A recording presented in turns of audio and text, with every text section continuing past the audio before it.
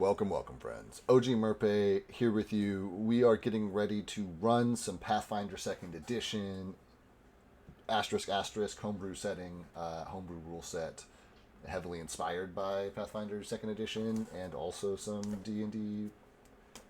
I would say 3.5e, but that's basically Pathfinder, and we don't need to get into all that. We have all the content warnings on for a reason. This is an adult stream. Nobody's going to be particularly politically correct. No offense is ever intended. Hopefully, none is taken. It's like a backyard football game, but for D&D, right? So here we are. We're going to get into it. This is, a long time, not a long time coming.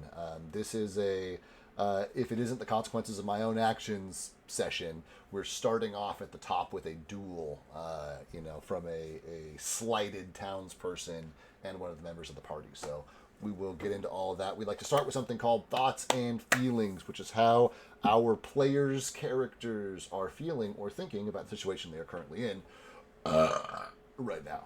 So let's get to it. And I'm live. No witty banter. I'm not like interrupting a conversation today, guys. We're just quietly waiting to start.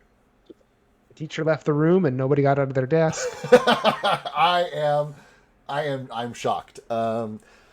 We are getting ready to kick off a session here that is primarily going to be yourself, Aaron, and me, as this is going to be kind of like this dual scenario. So where we normally roll to start our thoughts and feelings process, I'm actually going to select you to be the starter here. So as we come into sundown on your first full day in Frostholm, after a night of drinking and betting the previous night, a day of learning some important information, getting curses lifted, getting weapons altered, making connections, apparently making enemies as well. Galfast, has been challenged to this duel, which he has selected will be a fight to the death. No holds barred, all magic allowed. Kind of that hour having come, approaching the dueling grounds where he, placed this disc that he was challenged with earlier. Now with a bigger mob of people there, and he kind of like walks through the lantern light. How's he feeling? What's he thinking about? I feel like Galfast doesn't necessarily go out of his way to upset people or to get in duels. But when he was younger, they happened pretty often. Especially when he was a kid. He was raised by like a crime lord Right. in one of the bigger cities on the east. And it's been quite a while. I feel like Galfast has been upsetting a lot of people, and he's been worse and worse each city he's gone to, and he really hasn't had any consequences for a very long time. And now this is one of the first times he's actually having a consequence. I don't know if he'll learn anything from this, but he might. I I gotta say, I love that sentiment. I don't know if he'll learn anything from this, but he might. Like that, for me, it just like so embodies the act of role playing. You're like, well, I mean, I know what's best for him, but I don't know if he does. So, I do love that. All right, who's going next? But who else is talking about how they think? I'll do Reed next. All right, Reed. Reed was not here really last session, so he had a great time wandering through town, getting into whatever shenanigans we were getting into, and he is not surprised that Calfast's actions are catching up with him. Yeah. That's Reed. Yep, love that. And just as a like super quick reminder, Reed's kind of like primary deal yesterday was the party sent him out to like, hey, Okay. are there clerics? Are there religious people? Like, go find your people in this town, right? And he came back and Okay. was like, okay, they worship all these gods, but like, there's this silent grove outside of town that is like, I like them the best. They're the closest vibe. And so the party Okay. went out there, and that like ended up being the like sisters who, and that was the grove of the snow goddess, because there's basically the pantheon breaks down to lightning, ice or snow, wind and thunder, right? Is loosely how it breaks down. So you were in like the ice and snow fucking like snowy grove talking with the sisters of the snow, and they ended up like lifting Simone's fucking curse, and like you were pivotal in like at least making that connection. So that was most of your last session. There you go, Anthony. You're welcome. Yeah, He's not here right now. He's not here right now, but he is very grateful because he talked pretty openly about that being Simone's like number one thing. When he woke up and that he was still cursed, he was like, "Okay, I was hot to get out of town and go on this quest, but now we gotta fucking deal with this." Cool. So who's next, bud? Go ahead. Rowan wasn't here, so a task. Go ahead. Yeah, Tusk is he's excited for the duel. I think he's interested to see what kind of shenanigans Galfast's been up to. He's pretty happy though that he helped Simone get his. He's the one who told Reed to go find the clerics. He's the one who's trying to keep his spirits up, and he feels a little like, all right, maybe he doesn't know what he's doing. Maybe he can contribute to the group. So things are looking better. And I love Tesk's character arc of like being super confident, but like really ignorant of how the world, like having a lot of book smarts and no street smarts, and then like learning street smarts, but at a cost of like making mistakes and having the like internal turmoil of that. And these people who depend on him, and all this stuff. And now I do like watching him kind of ebb and flow. And now he seems like he's kind of like rolling back into confidence, which is a good look for him. Mm-hmm. It can be. Love that. Simone is not yet here, but he will be joining us shortly. Chris, Rowan, Yes. I will say, didn't have like a super active role in any specific piece of what happened. He did kind of pal around with Kythar as Kythar like tried to learn more about like Woodvindale, and as the two like semi-locals, you guys were like doing a lot of like information gathering, talking with people, yada yada yada. But like ultimately, what ends up happening is that Galfast gets challenged to this like duel at sundown, which he accepts and declares. And as the person who got it challenged against him, he got to like declare the terms, which is a fight to the death. And so the party is kind of like gathering in this like ceremonial courtyard where there are lots of other villagers and all this stuff. And Rowan is with every other member of the party except for Galfast, who is presumably down in the dueling circle, right? How, not really knowing what needs to go on, but outside of that, like how would Rowan feel about like this duel happening? Like either one of the party members is going to die or one of the party members is going to kill somebody else, and he's like there to witness the spectacle. So how's he feeling about all that? He'd probably be a little anxious. I mean, he doesn't like seeing his friends get hurt, so he's really hoping that Galfast doesn't get himself killed. Um, Aw. Also, probably kind of doesn't want to see somebody else killed as well, though. Um, so he's a little anxious, and just kind of wants to get out of Dodge. But yeah, I guess he would be a little anxious going to watch this. Um, possible death. Yeah, I hear that. And I can see that we just picked up Anthony. Absolutely perfect timing, Anthony. You're the last to go for thoughts and feelings. How's Simone feeling about still being exhausted, but having his curse lifted by these sisters, and then B, like going to go watch the spectacle that's going to be this like Galfast duel. Where's he at tonight? He feels. Sorry, I have to be a little quiet because Nolan's still like falling asleep. But Cool. he feels like empty right now, but full at the same time. If that makes any sense, he feels like he has. Like it wasn't until the poison, that black goo that was removed from him, it wasn't until that was like on the ground and like he saw it, that he felt like with the effect of it. Like, you know, it's like one of those like frogs in a pot scenario where you don't realize like how hot it is or how bad it is until you see like the like what's going on. Right. It's And the so wound like hurting when you look at it and see how bad it is, yeah. kind of thing. Yeah, yeah, hmm yeah. And so it's like you know, so it's like one of those, it's like, you know, maybe not a poison of the body, but a poison of like the soul. And it's like now he feels like you know, full again, like back to himself, but also completely like exhausted and empty at the same time. And slowly he feels himself being filled back up with like his, you know, his connection with his eidolon, kind of like pouring that magic kind of back into him. But you know, Simone's a deep well, and it's going to take a little bit of time to kind of get back there. Yeah, that's. I really like that. I actually really, really like that, my guy. That's super cool. Uh, fucking a. So, so I will ask you, Aaron. Would Galfast kind of like have anything to say to his party before he stepped into the ring, so to speak?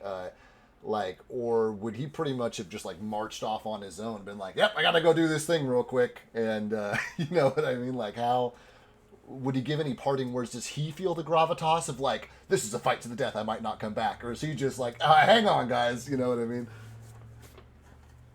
I feel like deep down he would feel the gravitas, but on the surface he wouldn't show it at all.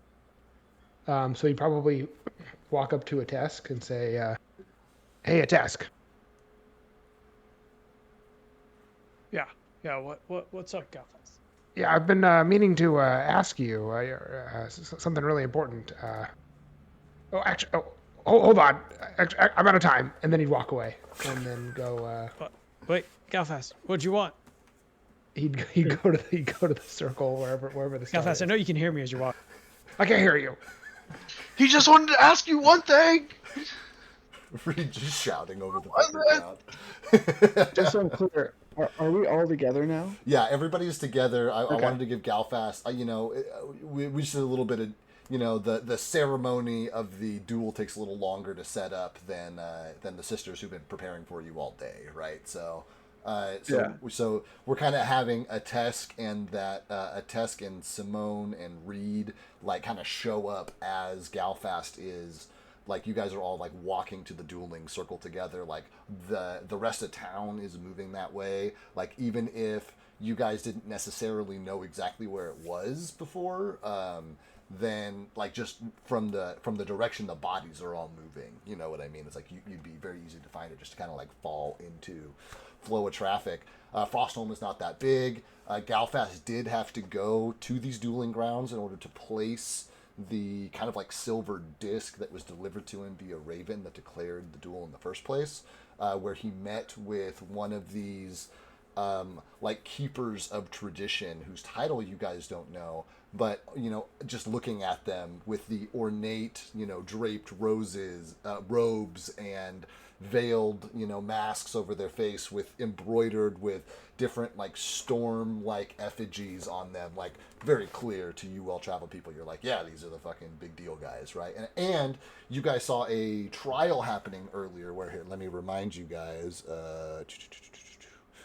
you guys saw like a trial happening earlier where a bunch of these same guys were like containing somebody in an electrical field while they were being like questioned, and it came off very like witch trial-y, where it was like the lightning will judge, and like Simone and a Test specifically were like, when I cast my lightning spells, like I tell it if I want to attack somebody or not, you know what I mean? And but you guys kind of shrugged and were like, that's weird, you know, and kept going. But like one of these guys is the guy who accepted you know, the disc back and, you know, got the terms from Galfast and all that stuff.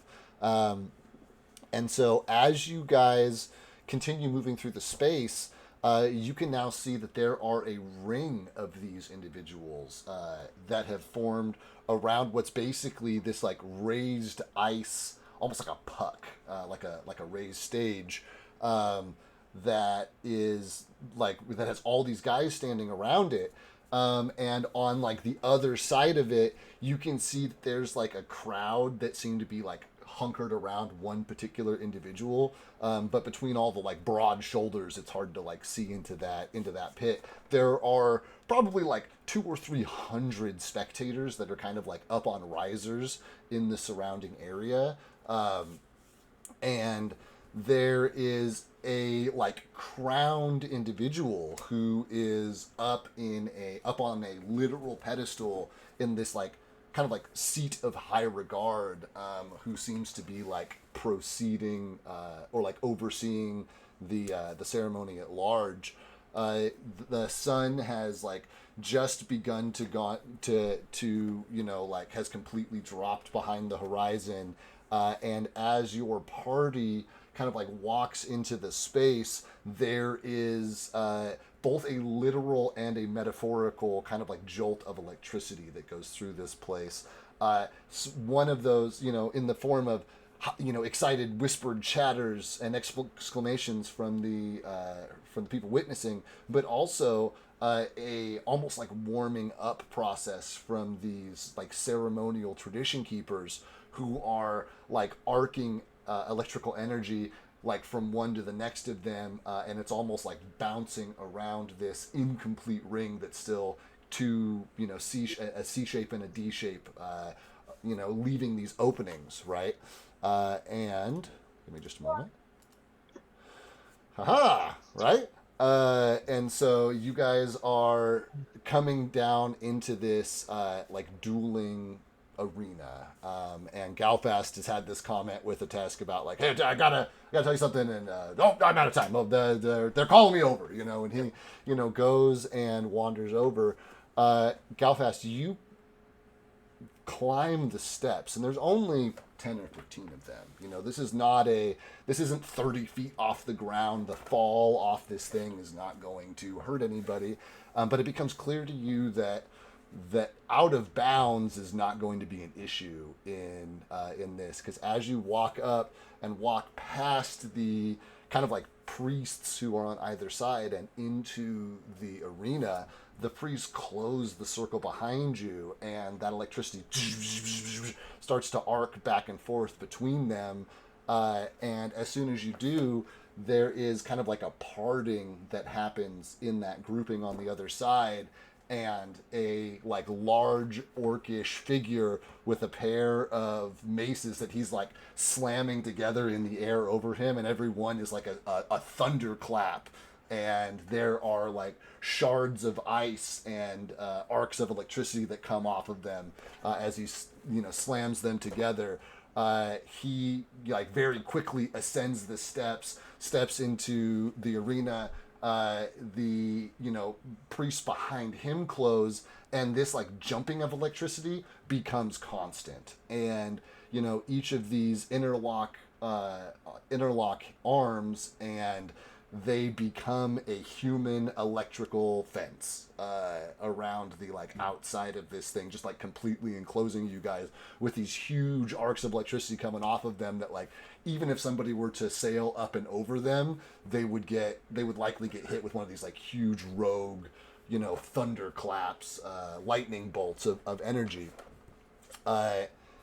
You step onto the ring, harden your throat and stare across it and see an orc with a freshly cut braid snarling in hatred at you, and with no rolls required, recognize him from the Grove as the guy that you were like joking with, where your interaction ended with a very kind of like stern "fuck you" and him turning on a heel and walking out of this place, right? You guys are now like standing across this 30-50 foot kind of like distance at each other.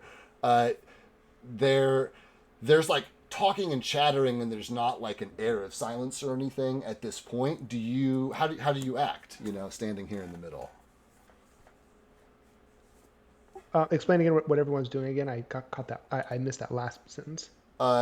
There's still a lot of conversation, right? Like people haven't hit the, how like the movie starts, the lights go down, everybody gets quiet, and there's like this like cultural societal understanding of like the thing is starting now. Like that point has not hit yet. You can still tell we're waiting for things to happen, right? Okay, but the other guy is already in the. But in the other ring, and I guys, recognize in the ring on the other side of this ice with this, I don't know, these 50, 70, mages basically standing in a circle around you. Okay, I'm like, look around. Obviously, nobody's moving quite yet. I'll take out a few arrows and I'll like put them in the ground, like arrowhead down next to me. Cool. And then I think I'm just gonna sit down and pull out my pipe and have a smoke while we're waiting. Oh, cool! I do love that. This is a giant ice puck. So as you sit down, you can feel the warmth sapped out of the seat of your pants, right? But Galfast is a stout guy. He's got a lot he's working with there, with these new leather furs and wools that Simone, provided for him. He, throws these arrows down, pulls out his pipe, bow still on his back. Yeah. Yeah, bow still on his back. But the rest of the party can see the gleam and glimmer of brand new, runes that have just been, forged into Galfast's bow. And even though you haven't spent the day with him, it's obvious that Galfast got a weapons upgrade at some time today. To read and be like, that motherfucker's holding out on us, fool. Look at that shit. What is that? What did he get? I don't know, but where'd he get the money for that? That's my question. That puto's got something. Why don't you challenge him to a duel after he wins this one? Honestly, it'd be Make too a easy, copy of the fool. information. I got Simone's got his groove back, fool. Wait till tomorrow, you'll see. Wait, why tomorrow? You can't do it now? No, fool. I didn't. I gotta rest, fool, for me to, right, Otesk? I'm gonna kind of nudge Otesk. There's a refractory period, fool, before I can cast spells again. So let me get this right. You're at some point during the day, you just become entirely useless. No, fool. Okay, you obviously haven't been. You've been completely checked out. My soul has been poisoned with a magical fucking, disease through the dragon's coinage, and so finally I got that removed, and now puto, I can start casting spells again. After you sleep. Once I go to sleep, once I go nights, that's correct. But you're useless until then.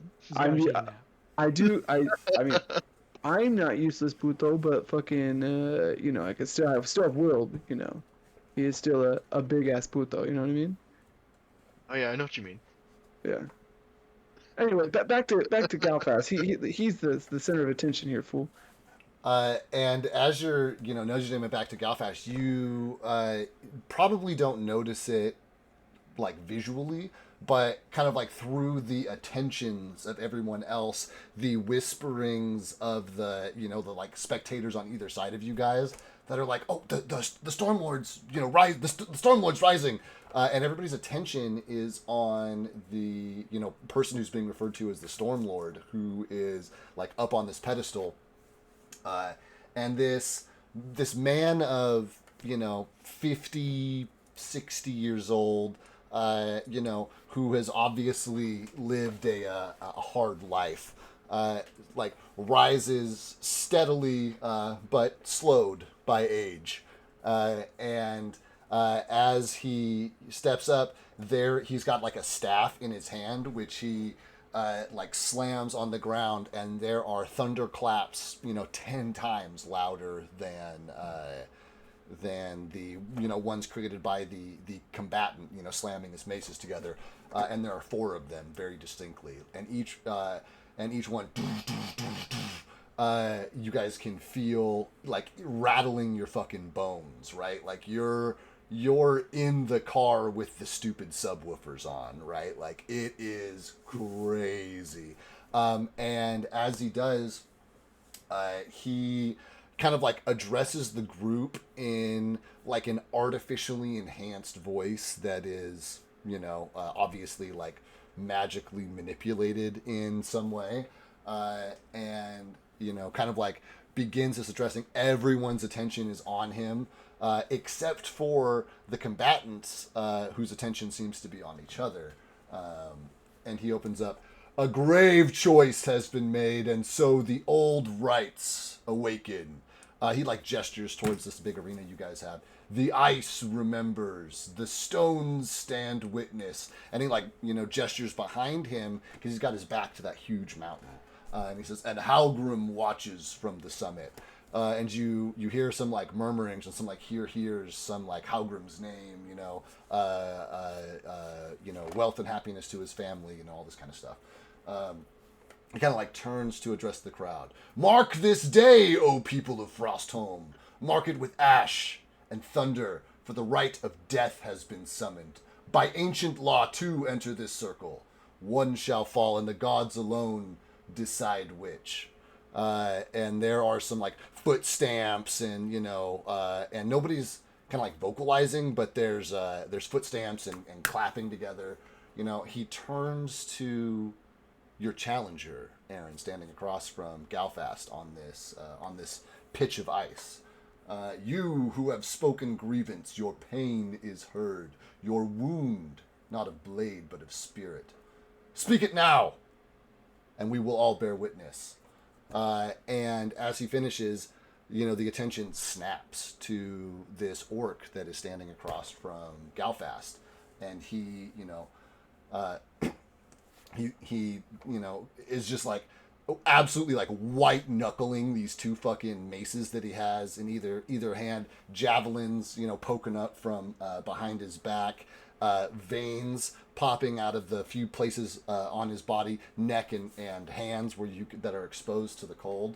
And he, by right of Frost and Flame, I, Grum Thorbane, do name this outsider, and he points across the disc, for violation of my winter silence, this sacred rite of farewell for my bloodkin.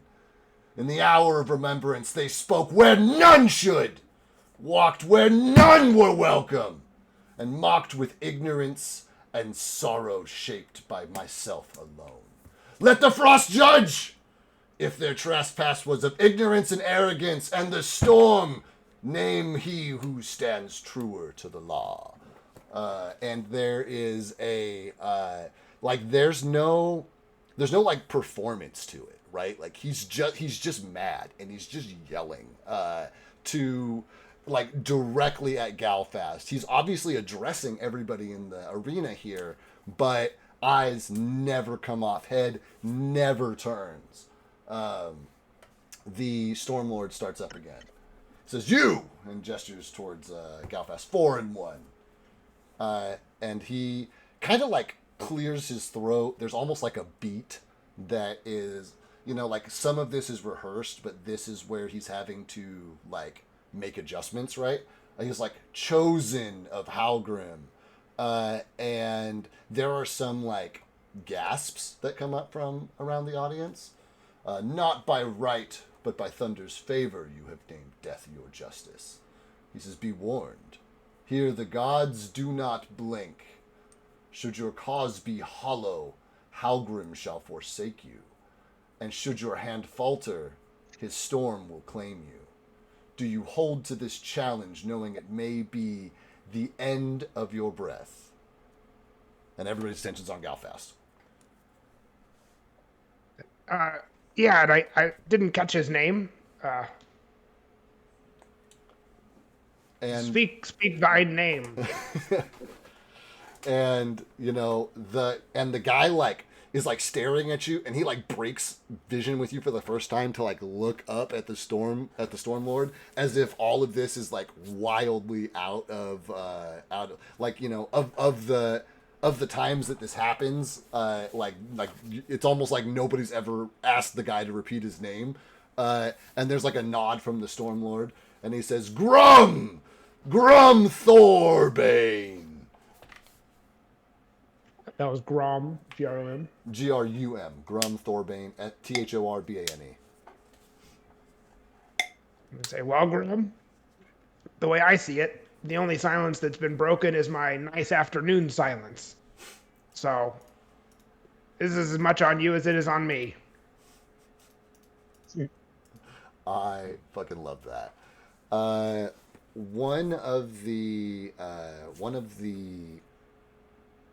tradition keepers that are creating the electric wall steps forward, and as they step into the ring, their garments change from the kind of like deep icy blue, glacier blue, into like snow white.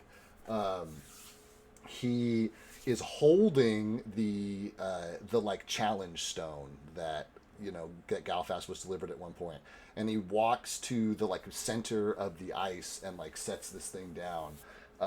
He like inscribes a couple of like runes and glyphs in the snow, kind of like around either side of it. And as he does, the like this thing that looked like it was made of like pewter or silver, just kind of like instantly melts, and it melts into the ring and freezes over, kind of like with the rest of the ice puck. And all at once, Galfast, you like are watching this, and probably everybody else from the ring as well, as this like melts in, that like this stage is made from these like 5 to 7 inch discs that have all been like melted together in a pile. And it's a conglomeration of Oh, that's cool. millions of these, right? Thousands of these things. And kind of like speaks up. Then so it is written in wind and snow. This circle is now bound by death and oath. And then kind of like gestures up at the audience. There will be no interference. And then back at the two contestants. There shall be no mercy. Let Halgrim strike down the false, and may the true rise. He steps back into the circle as soon as he steps back in his spot and like connects with everybody else. There is a straight up just like lightning bolt that comes out of the dark sky above and hits the fucking center of the ice.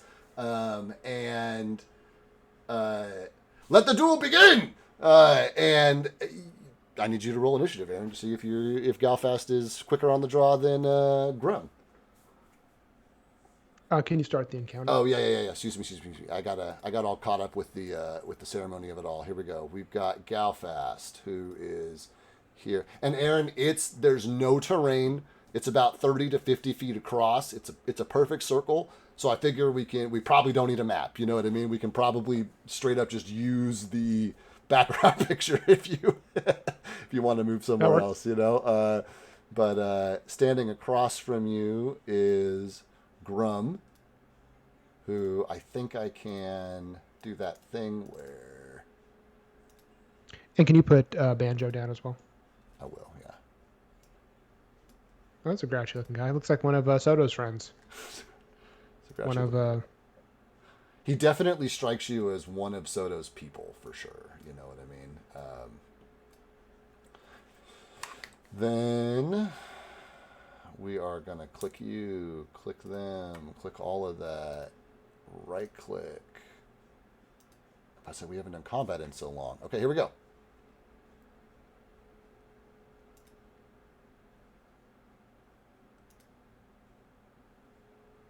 Oh, yeah, that's right. His initiative is the one thing I couldn't modify, so I've got to give him another modifier here.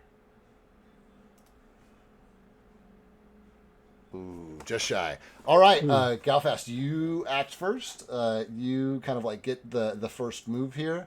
As far as like range increments for your weapon go, you're within your first and best of them. There is this fucking relatively heavily armed orc standing across from you. What are you doing, my guy? Remind me, so it's 50 feet across. Right.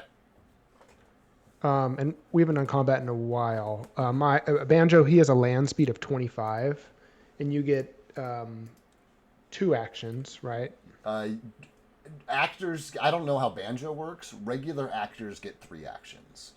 So in theory, if Banjo had 3 actions, he could spend 2 of them to scurry over to the guy, and then a single action to do something. Actually, that line is pretty close to accurate. That's super funny. That we're... Yeah, commanding animals, it's one of your actions for 2 of theirs. Let me double check, because he is a greater animal. Yeah, you make it like Yeah, and he's a I think you ranger, have so he this- might have like an empathetic link of some kind that I don't fucking know Pathfinder Second Edition, but Banjo does some damage, but his damage is not super consequential. So it's like if Galfast gets some bonus stuff from Banjo, I'm not like I don't think it'll severely affect the balance of the game. You know what I mean? And just like I'm not the one that was challenged. See ya. Peace. Okay, I'm Oh, gonna have and Banjo go to. you did move yourself and not Banjo for whatever it's worth. Oh, my bad.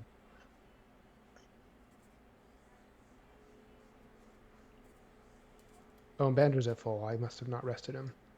Okay, I'm going to have him do dig.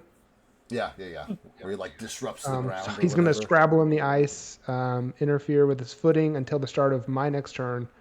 If you hit and deal damage, a creature, I guess I can just do. Yeah, I think that on this terrain, I want him to make a check. I'm not sure what. I think I want him to make an athletics check, and I think this is some pretty hard ice. So I think he needs to hit a 30 in order to get into it. You know what I mean? This like ceremonial fucking stand here as he's like digging through basically solid ice, right? Okay, and then so that's Banjo, and then for me, I think I'm gonna shoot him with my bow, but I'm gonna use. I think I'm gonna try to open up with a special attack. Okay. So it's a 2 cost, and it is the God's Breath bow special. It says you make a ranged strike, and on a hit something happens. Let me see if I hit. Yeah. He's got a fair AC. He's definitely wearing armor, but you fire your first shot and get a sense that he's not as heavily armored as like the worms. What if I roll a and 2? things are. Then that will still miss. Yeah, that does still miss. Galfast is a little nervous. He's rusty. It's been days since he fired his bow. So, for him in the tournament. And then I'll do a regular strike on my second map. Cool. Ooh, also 2 low rolls. All right, we'll get them all out at the beginning. There you go. That's all my actions. Then, as you pass, we are going to have our boy, and I gotta pull up his shit. You gotta give me a second. I like made him from scratch. I'm actually very happy with how this worked out. I really dug into the program to get it right because I found a perfect NPC on the website that I wanted to use that doesn't exist in the program. So I'm like, fuck it, I'll build it. And here we are. So.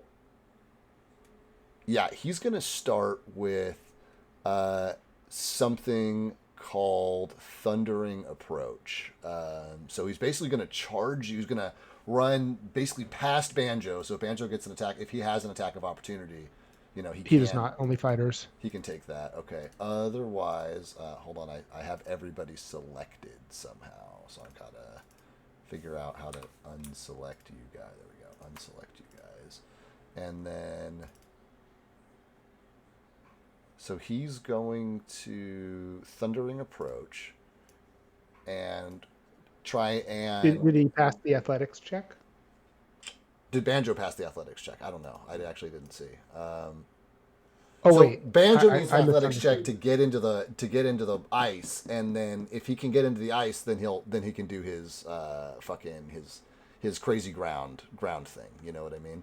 Okay, my mistake. Let me roll that athletics check. Yeah, please. I thought it was. You hear from the crowd, you're like, "We got plus 500 on Galfast, putos. Get in on this. taking all bets. As you do, the people around you look at you like you're fucking crazy, and you catch like looks from people that are like giving you stink eye and stuff. People are like gesturing finger to mouth, like you need to fucking be quiet as you're like hollering and stuff, because there is not a peep coming out of this audience right now. as you are kind of like gesturing around, getting a pretty lukewarm response from, I'd say less than lukewarm response from the audience here. With a 28, didn't beat a 30, so Banjo, scrapes into the ice and tries to like get under it to disrupt it, and tears gouges out of it, but not enough to like get his body under it and really like upset the ground in the way that that he's used to. But I don't think Banjo's ever tried to do this in a block of ice before either. So, everybody's learning things. We are going to go for an intimidation check from our scary boy, who always thinks he's doing a good job. I guess you have to know if you beat it or not. Oh no, it's answer will DC. Does not hit. So he just comes across the courtyard, just absolutely fucking screaming and yelling, slamming these things together. But like knowing it doesn't have even the most casual impact on Galfast. How does your party and the rest of the audience see you react as this guy's charging you, Galfast? And he failed this check, right? He failed this check, yeah. You are not demoralized nor frightened. Okay. I feel like I still have my pipe in my mouth, and I like have to I'm like putting it away as he's walking up, so I'm not like paying attention. I didn't look in his eyes. That might have frightened me, but I was putting some stuff away. It didn't make contact. Cool. I love that. That's his first round. He took one normal move action and then a 2-move thing to stride up and try to demoralize you. He's now like in your fucking face. Banjo's across the arena. It's your turn, Aaron. What are you doing? What's Galfast doing? I'm gonna go invisible. Okay, love that. And then move 25 feet away. And then I'll have Banjo. Hold on, how far was that? It's roughly 2 moves away. I'll Banjo go back in, and then I'll have Banjo just do an attack. Cool, sounds good. Yeah, you should be able to target him and do the whole thing and blah, blah, blah, blah.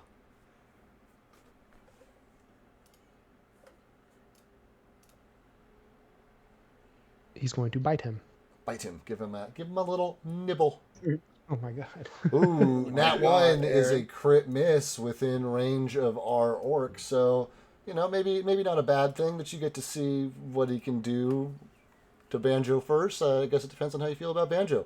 As Banjo like swipes at him, he like is like turning because you've disappeared and is like looking around the arena, and so he sees Banjo fucking coming at him and like sidesteps him, and you having completely like disappeared from his sight, he just fucking swings down at the only creature that he can see moving here as Banjo like slides, like tries to stop, but the ice, he just kind of like keeps sliding into fucking your combatant. And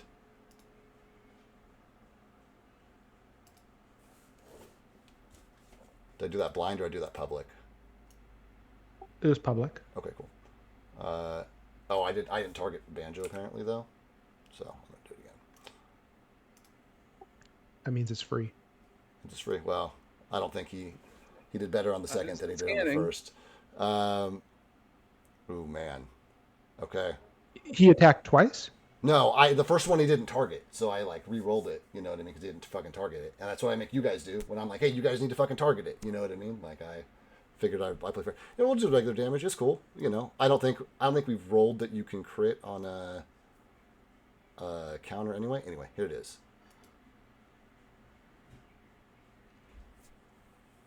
Some damage. As he fucking slams into Banjo. Hits him, can't see you. It's still your turn. That was just his reaction for this turn. Okay, and then I'm going to do a regular bow strike. Cool. You get 3 of them. That's your maps. So if I've rolled... 10, that's my highest. There you go. That hits by 1. You just got it. Go ahead and roll. Assuming you're just taking 3 attacks, go ahead and just roll all 3 of them, and we'll do the damage at the end. I'm taking 2 because I went invisible, moved, and then 1 attack. Okay, cool. Perfect. But I am going to add my rune, my 1d8 fire conducting rune. I think I'm going to choose the energy. I'm going to choose fire. Cool. Sounds great.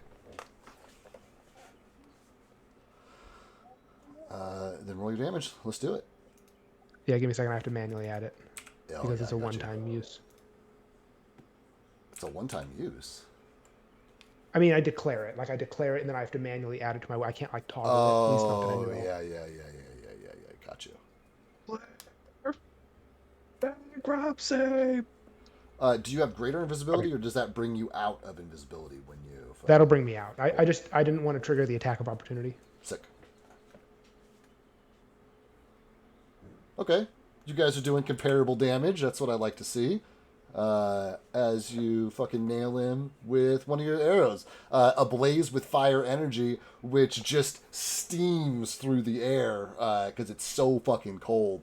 It almost looks like a fucking spell, right? Like as this thing rockets off and just like throws this mist behind it, embeds itself solidly into the orc here. Grok, is that what I said his name was?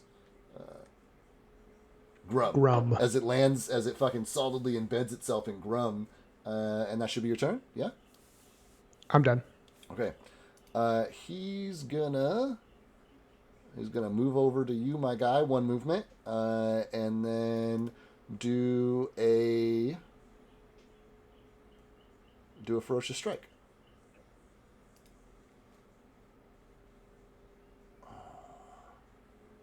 So I need to select the guy I'm targeting, and then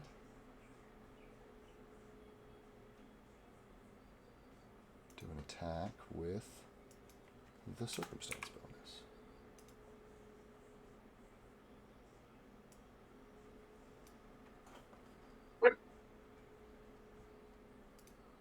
Whap.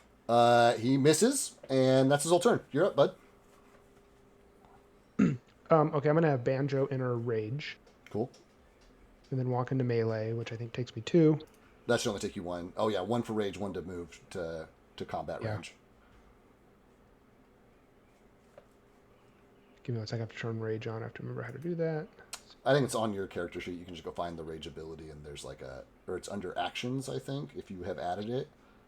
Yeah, I do have it added. Then there should be a button next to the actions under your like list of actions that just says like use rage or something.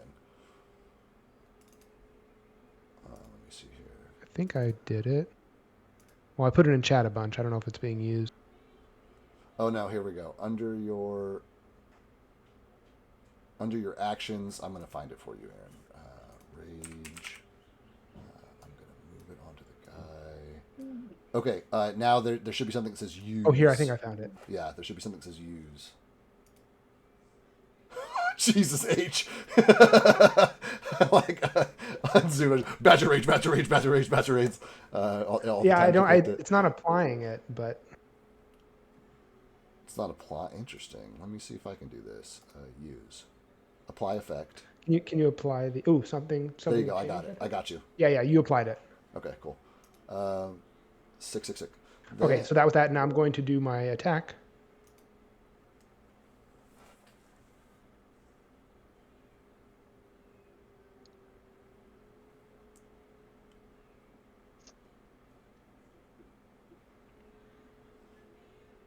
Do a little chomp. Nice. Apply that damage as he bats him. And then I will walk away.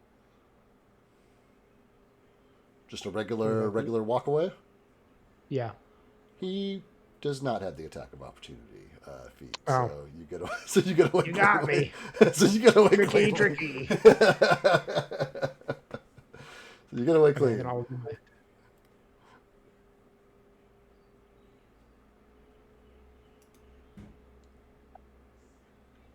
Okay, 2 hits. 2 hits.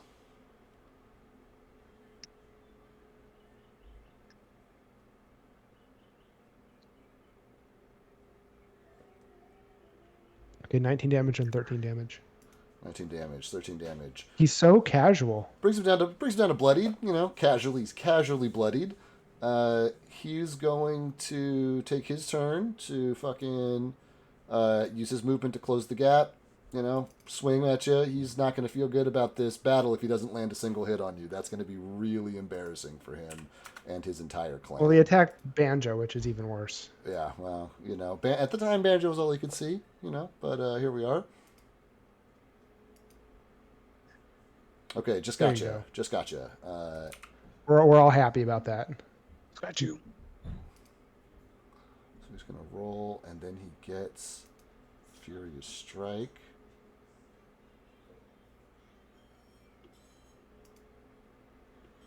Oh, man.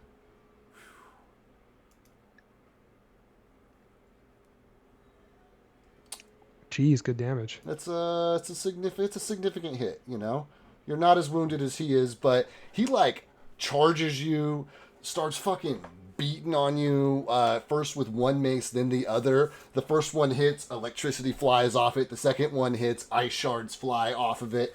Each one cracks and breaks this silence.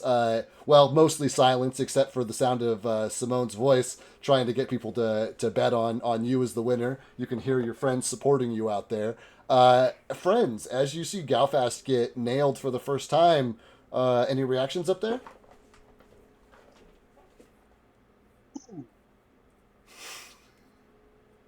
I'm gonna be like, he needs the teeth. He already has, puto. Don't hit him in the mouth. I usually spit out 2 teeth. Ah, fuck. Oh fuck. It's back to you, bud. Okay, so I'll have Banjo do 1 move.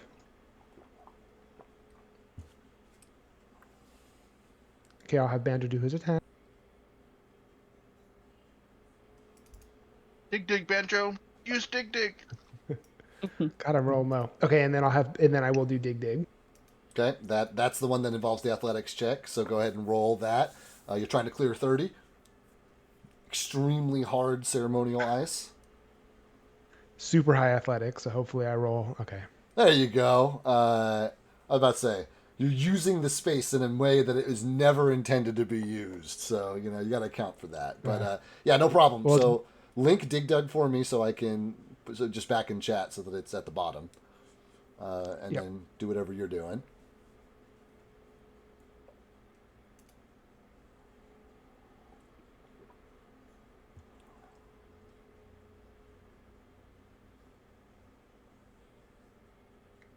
Womp. Oh. Rough. Your hero points. Hero points. Uh, You can even shout a story about how this reminded you of something to earn a hero point. While you're telling I the remember story. when I killed my father this way. That counts as a hero point. Wait, No. what? If you're making that canon, then that would count. It's not. No hero point. I have other nuggets to father. drop. Oh, I love that. Okay, so if That's I'm my reading turn. this correctly, if you hit and deal damage to a creature your badger threatens, it can't use a step action until it moves. Is that because your badger has attack of opportunity? I'm trying to figure out what the benefit of Dig Dug is, or are they just stuck, they can't move? Can it move through difficult terrain? Because I think the step is the second edition version of disengage, right? The step is the step allows you to move 5 feet away without invoking an attack of opportunity. Right, but so in essentially theory what he he's could doing still is removing that option. Right, but he could still in theory just stride. He could still just take his movement to go somewhere else. Yeah. But then if he had attack of opportunity, then it would. Rangers don't have attack of opportunity, and neither do animals. Well, there you go. Oh, so it's Yeah, useless. I'm about to say so. Dig Dug so- may not be a tactical move here. I will say, in this though, him expecting incredibly solid ground, probably his whole life only ever fought on frozen or rock. Having this ground be broken up, I think it's fair. He's got to make the same athletics check that Banjo had to make to move through the space. Which he does, which he clears. But he is not concerned about Banjo. As far as he's concerned, his duel is with the Ranger. And as he fucking moves, he's got other stuff. I don't think he's going to use any of it. I think he's just going to... Yeah. Yeah. Cool. He's also going to rage.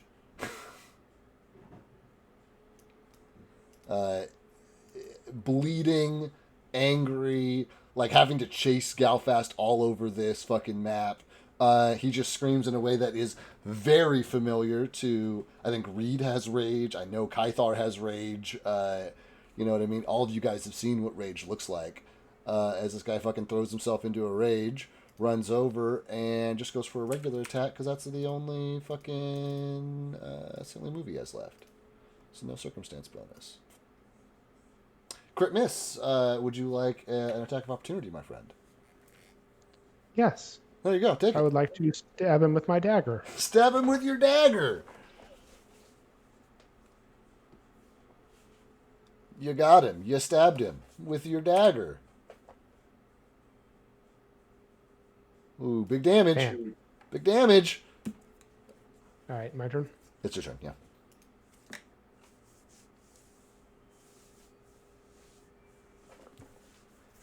This like crazy violent dance that's happening between them where, you know, Galfast steps away, Grum runs after Galfast, Banjo scampers after Grum, you know, and then the whole cycle starts over again. And everybody outside is just You need to, losing their minds. There's no screaming. It's unlike any sporting event you guys have ever been to. Like it, because it does not feel like a sporting event. It feels like church.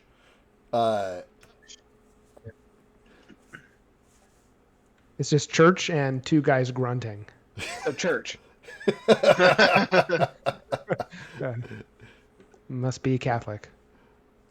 Okay, so I see Banjo's jaws roll. I'm gonna apply that. Yeah, Banjo hit once, so that 19 damage is there, and then I hit twice with my arrows. Okay, I've got your 34. Okay, I've got your 19 applied. So there's 19 damage on the board from Banjo, 19 from my arrow, and then I'm gonna hit one more arrow. Yeah, both and then that'll be applied. done. Yeah, both applied. You're looking for your last arrow. 15 on the last one. This guy is on death's fucking door, and is not real happy about it. As you guys are fucking doing all this crazy shit, I think that he's gonna go for his big attack, stride, big attack, target. Will Galfast be a merciful god? Yeah, this guy. Have you ever known? Within an inch of fucking life. Ooh, you know what? Actually, I did not apply his circumstance bonus, which would just tick that over. Just hit, yeah. No, here's what I'll do instead. We'll call that a regular attack, and then then I get to showcase the other thing he can do. As he's crazy fucking frustrated, he thundering roars. And just screams near you. And I don't think that Banjo is any more in the 10-foot emanation, but you are, my guy. And so I need you to make a will save against his spell DC, which I'm just calling his will DC, or his, I guess, fort DC, because it's a scream. Pretty low. 26 is pretty low. Yeah, that is not going to clear fort plus 10. So we are gonna roll 4d8, nothing crazy.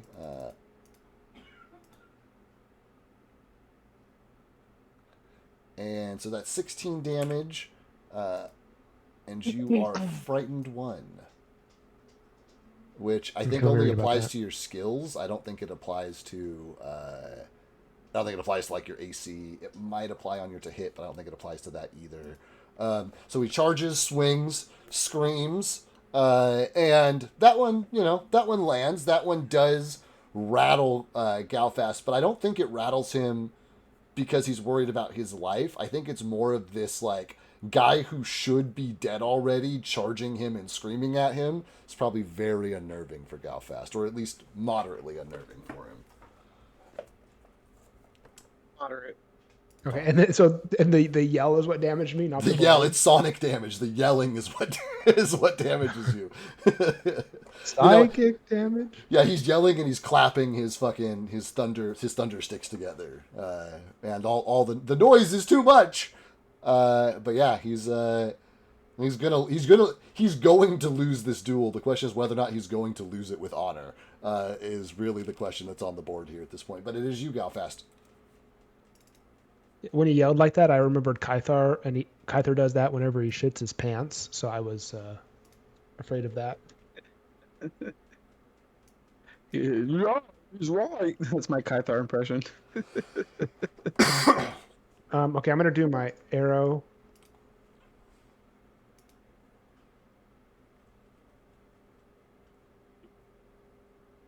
It's a hit. Okay, let me see my other one hit. That's a miss. No, it misses. Looking for a pile of damage. I do want to do I want to do non-lethal damage. I don't want to kill him. You don't want to kill him. Okay. I don't want to kill him. How are you using your bow and arrow to apply non-lethal damage to him? It would be my question, I guess. His Okay, knees. he's low on life. I know. An adventurer took an arrow to the. I'm gonna shoot my bow through his foot and into the eyes, Okay, cool. Love that. like pinned. Yeah. And because it would be enough, it's enough. The damage would overcome his health points, so he'd be knocked out. Right? Isn't that how it works? I mean, traditionally, like by the book rules, non-lethal damage is a whole separate life pool. So if he has 150 points of regular hit point damage, you'd have to be doing non-lethal like the whole time. But you'd only have to do half of his total hit I would points. have. Oh, then you would have been there already. Yeah, then you would have been there already.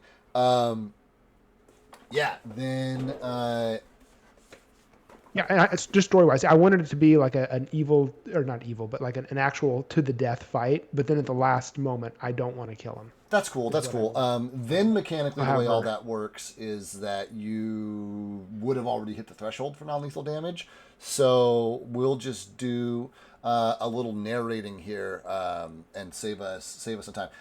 The guy has something that is he's an orc, and so he grew up in this crazy hard place. Like these are some of the like toughest people around. So he's got ferocity. So the first time Galfast knocks him out, pins him down, he just pulls his foot up with the arrow still in it and like leaves, footprints of blood with him as he charges Galfast again, and is able to do this, twice essentially. And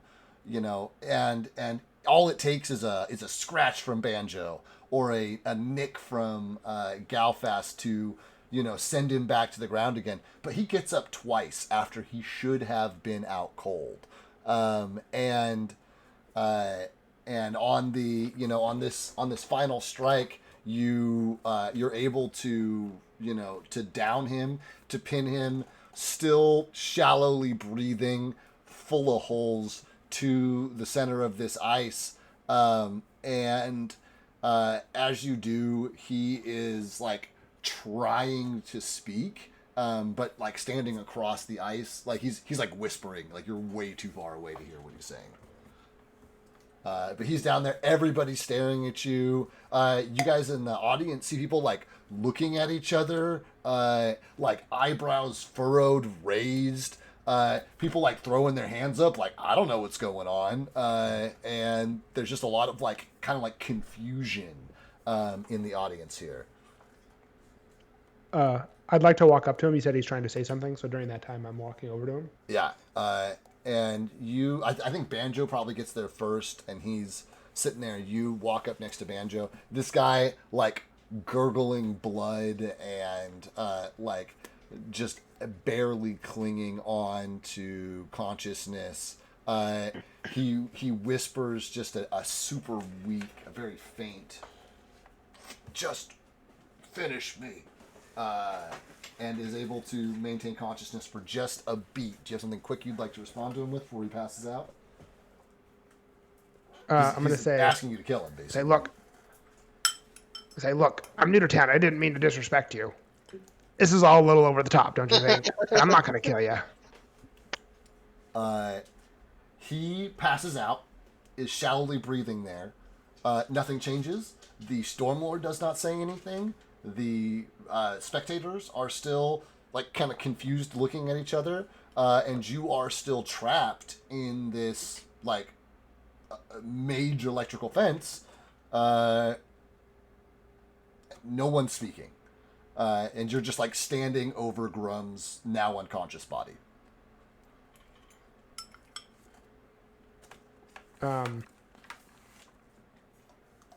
Is it over? Just absolutely,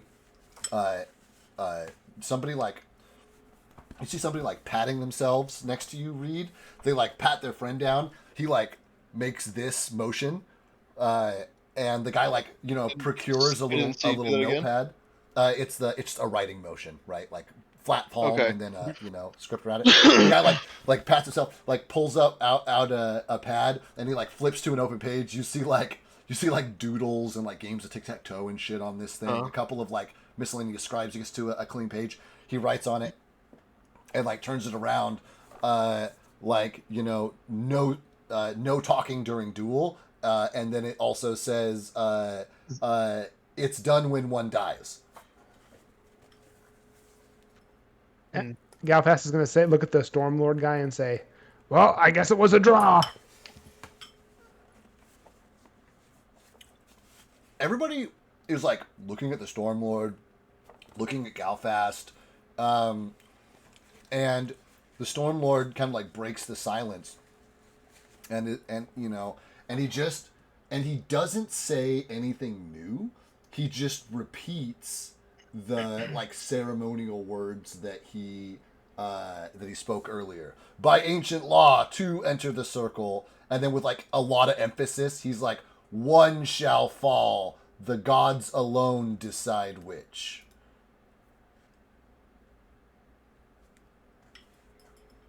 Sounds like Galfast is deciding, puto. With all respect. You holler at the Stormlord. Everybody gasp. Open mouth gasp. Just dumbfounded that anybody would do this. The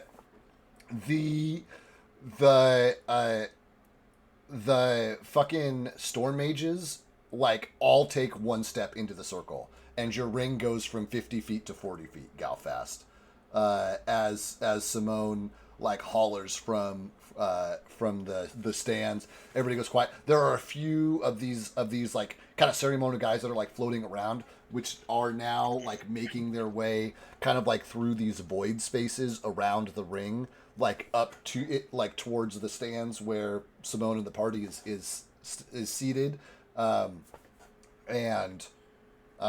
it looks like these guys. It looks like this ring is prepared to get like even smaller, and they're only a step or two away from the from your combatant, from Grum. So I'm going to start with Galfast. Your ring has gotten smaller. One more step, and these guys are going to be standing on Grum's head.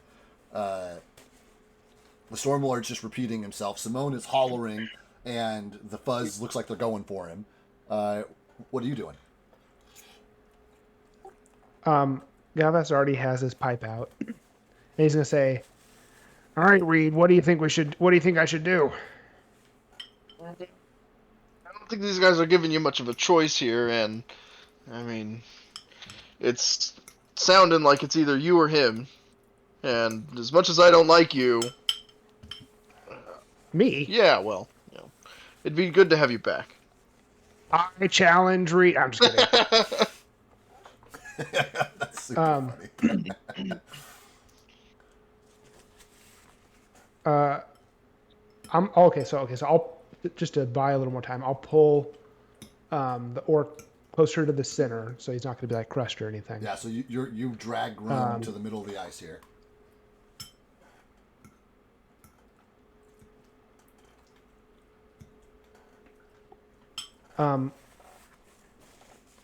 Can I get? I'd like to wake him up. How would I do that? That's a great question. He's unconscious. I have a health potion I could give him. Yeah, I think that would do it. I think that would do it. I think if you gave him a health potion, that would return him to consciousness. Okay, I'll give him one. I just give him. I don't want him to like wake up enough to kill me or anything. But enough so that he's conscious. Right. I'm gonna say, "All right, Grum. Looks like we have to make a choice." And I'll hand him my clan dagger. Part of a ranger is you have a clan dagger, so it'd be something that he knows is important to me. And I'd say, "Do you want to do it or should I?" Jesus Christ.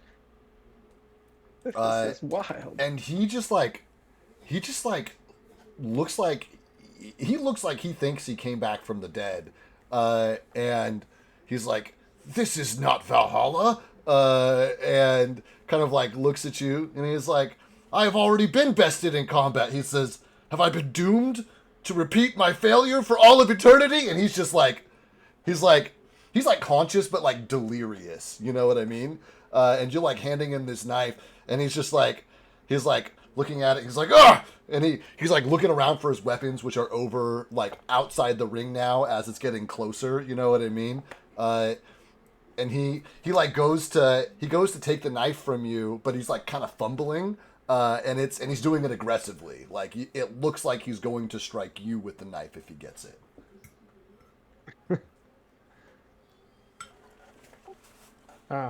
Okay. I'll shoot him with my bow then. Just like that. To be clear, in execution style, are you attempting to kill him or knock him unconscious? I guess is my question. Oh, I'll kill him. There you go. As you do, you kill him. The moment the arrow hits, there's another lightning bolt that comes down in the middle of the arena, which is basically right where you guys are. So I want a reflex save from you as the end of Duel lightning bolt comes in, and you need to get your booty out of the way of it or get fucking fried to a crisp. Oh, what? That's a safety hazard. Can I just mention? Is it a reflex? It's a reflex, yeah. It's a reflex. Ooh. Oh, Tough. Womp. Even a low, not doesn't fail by 10 or more, but fails. And so we're gonna hit you with some lightning bolt damage, my guy. Not bad. Nice.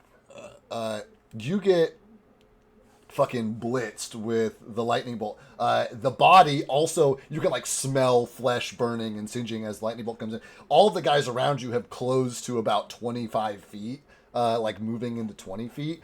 Some of them have like peeled off to go support the ones that are rushing Simone. They get most of the way up into the stands when this killing blow comes in. And like the moment it comes in, the moment the lightning bolt comes down, you hear from the Stormlord, like towards the like tradition keepers, right? He's like he tells them, "Stop! They are Halgrim's chosen." And there's like a beat. There's like a bunch of these like fucking like super like vibrating with anger tradition dudes that have like started climbing the stands and making their way towards you guys, and they're like looking back towards the Stormlord. They're looking at you guys. Any reactions as the Stormlord stops these guys kind of dead in their tracks from the stands?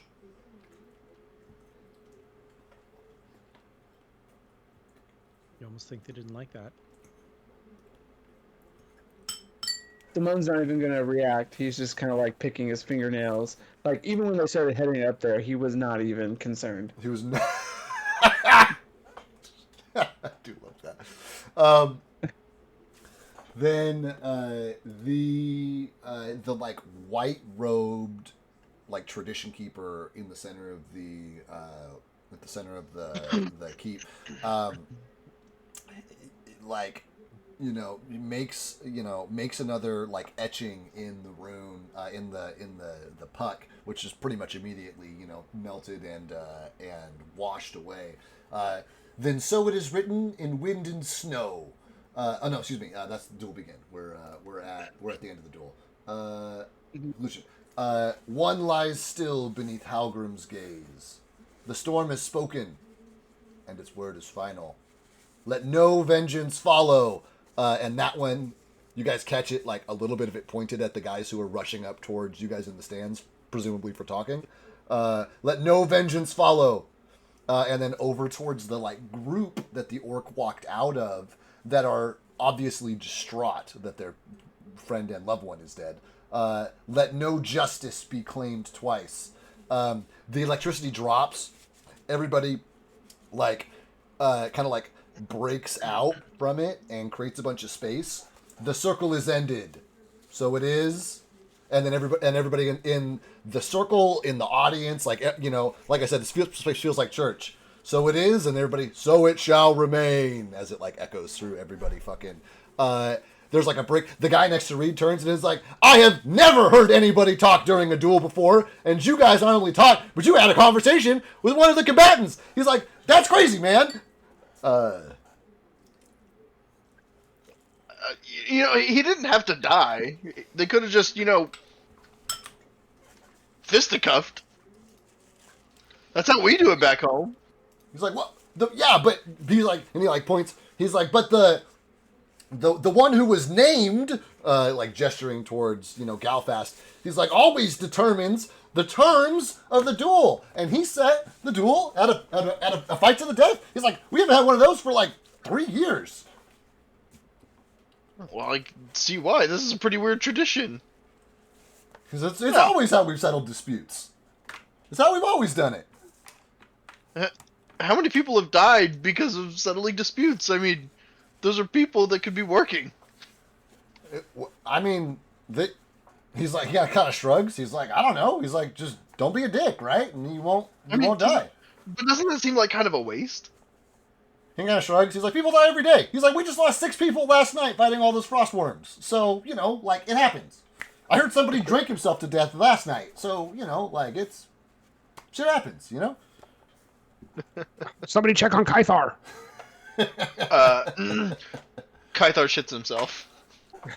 He's not the one that drank too much. It's time to put those.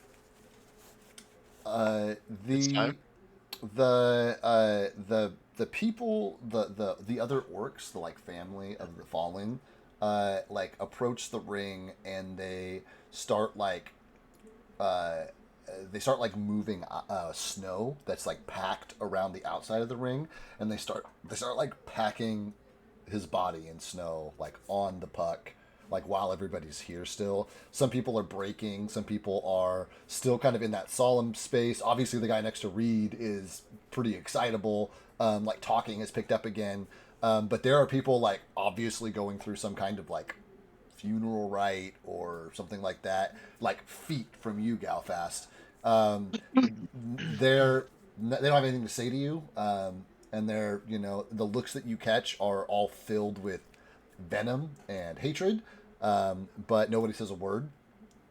There are still a lot of these tradition keepers just kind of like floating around, but the like official duel seems to be over, and you're free to leave Galfast and rejoin the party if you like.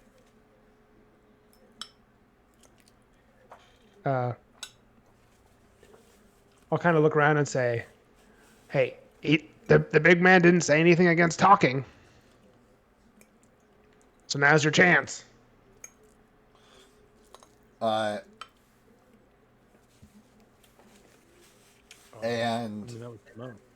I don't think that any of them say, but I think there's probably a caster in the group, and you get a message cast to you, Galfast, which says, I would not cheapen the dignity of Grum by speaking on the day of his death. And it's, you know, and you can tell it comes from one of these like steel-faced friends or family members of his. But they're like, you know, you're like, oh yeah, talk shit now if you want, and they're like, you're not worth it, or he's more important than that, is kind of the answer that you get. I'm gonna say, yeah, fair enough. If he would have taken me up on talking before the duel, this could have been avoided. But there he is, and there we are. And then I'll walk away. Do love that. My boy's in the stands. Are we coming down to greet him, or are we making him come up to us? Are we That's rushing a good question. as our buddy wins, or are we just kind of standing dumbfounded? Down there. Yeah, yeah, I'll follow. Cool. I'll follow as well. Yeah, so these guys kind of meet you at the base of the stairs. You like step off the Galfast and back onto the snow as your party kind of comes down off the stands, and you guys meet in this like kind of like hollow space around the outside of the pit.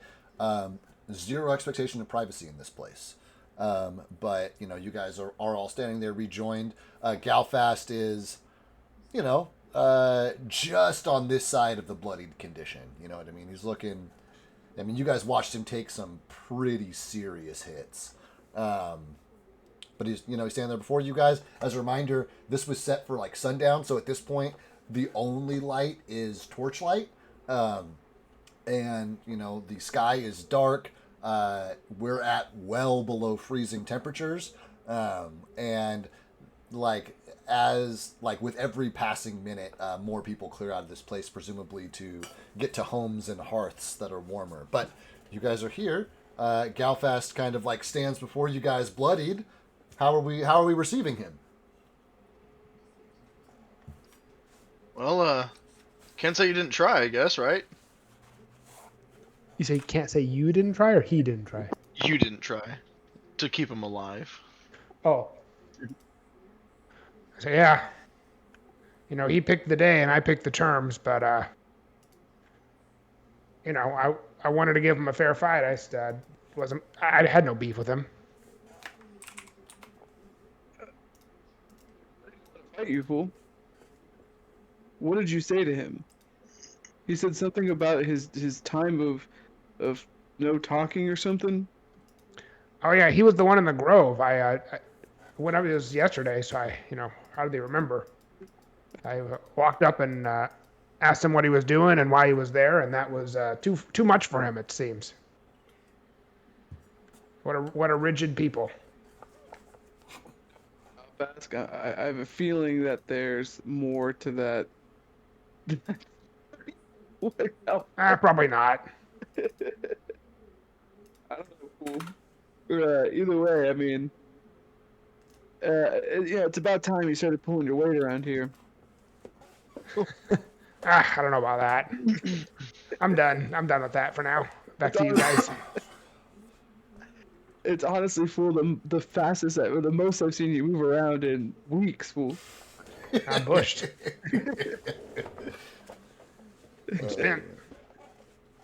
Did you get your magic back, or what are you still shooting blanks? Puto, I want to let you know that. So, tomorrow, once I get a good night's sleep, I'll be let's just say the poison's back in the Viper. You know what I mean, fool? And I'm gonna nudge. I'm gonna nudge Rowan. The poison's back in the Viper. You know what I mean, fool? Oh, I've never been bit by a viper. They can be very deadly from what I've heard. Where I'm from, there's usually not many snakes, but yeah, they do have a lot of venom. Yes, they do. And I am one of those vipers, fool. So I got a lot of venom to spit out, but I gotta wait for tomorrow. I need a nap. I need a long sleep. Is that a metaphor? I'm. You know what? For someone who went to college, I'm so glad it took you this long to figure it out, Puto. Now let's go to the Iron Cup. I think that's what it was. That's it. You got it. Yeah. I remember that. That's off the top of my head. That's off the fucking top of my killer. dome. That's fucking killer. Love that. No, I think it's the Literally pewter or pitcher. I'm pretty warm here where I have my hands in my coat. I have those warming stones and stuff. Yeah. I'm there's steam coming off the top of my bald head, and I'm fine here, but you put those are probably pretty cold.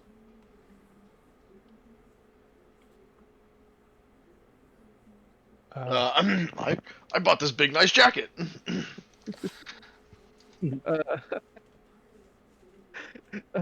You said it's below freezing, right? Yeah. A big nice jacket only does so much. I'm gonna tell that, be like, hey, Pluto, that big nice jacket only does so much. And I'm gonna pull out one of the stones from my jacket pocket, and I'll be like, this is what keeps you warm, fool. I kind of grew up and stuff like this anyway. It wasn't quite this cold, but it gets pretty cold at the top of the mountain sometimes. Yeah, if we're going to be traveling north, you're going to need these. Unfortunately, somebody bought them all out from all the merchants.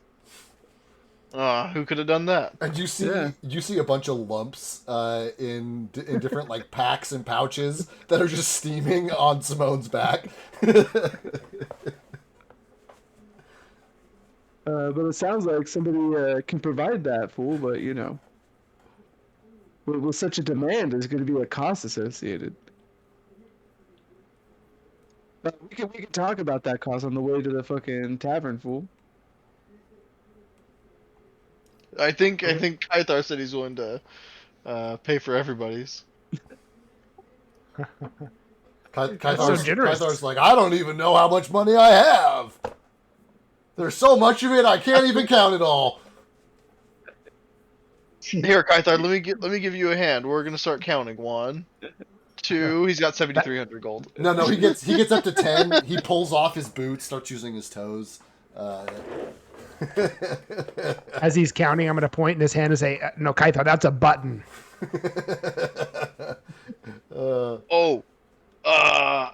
I Get it? Does anybody get the Office reference? Come on. I get when they're trying to buy the Whenever the he chips. thinks Kevin is. Yeah. And as soon as he takes off his boots, his toes start turning purple.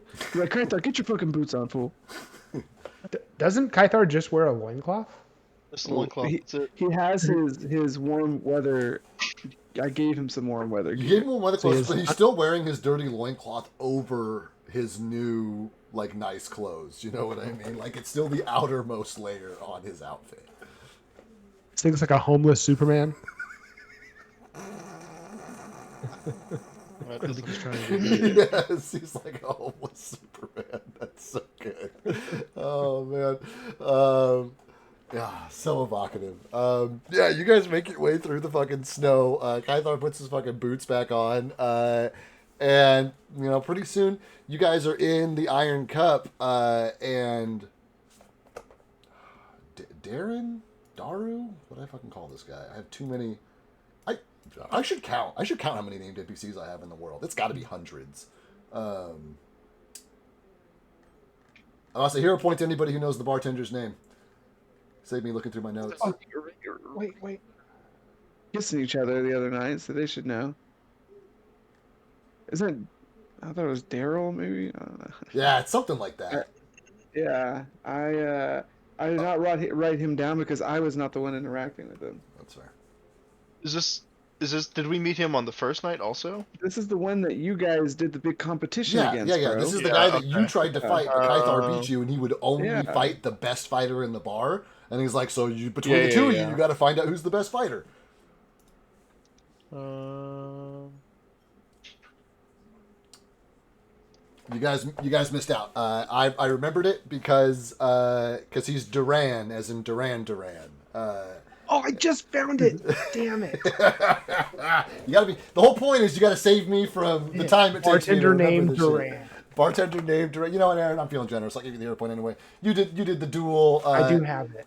You did the duel. I'll give you one hero point on credit if you drop your historical, your scene setting background deal. But you guys walk in. Duran, kind of looks up.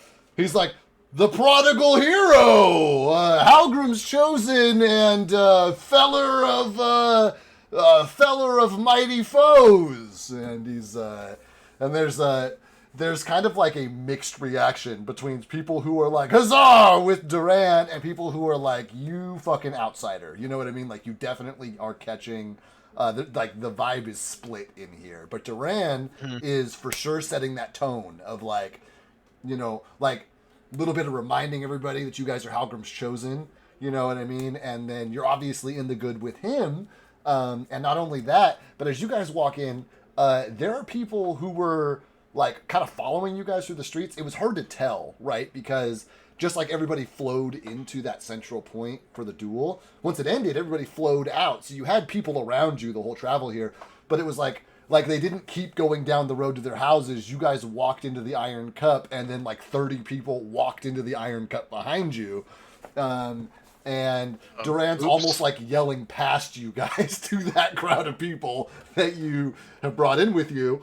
And yeah, and as a reminder, this is the Feats of Strength place, so there are like dudes hitting each other in the nuts and like playing the knife finger game, and you know what I mean, just like beating the crap out of each other for no reason. But Simone, you do see like in the corner, there's one just like super yoked fucking like minotaur who's sitting there, and you see him.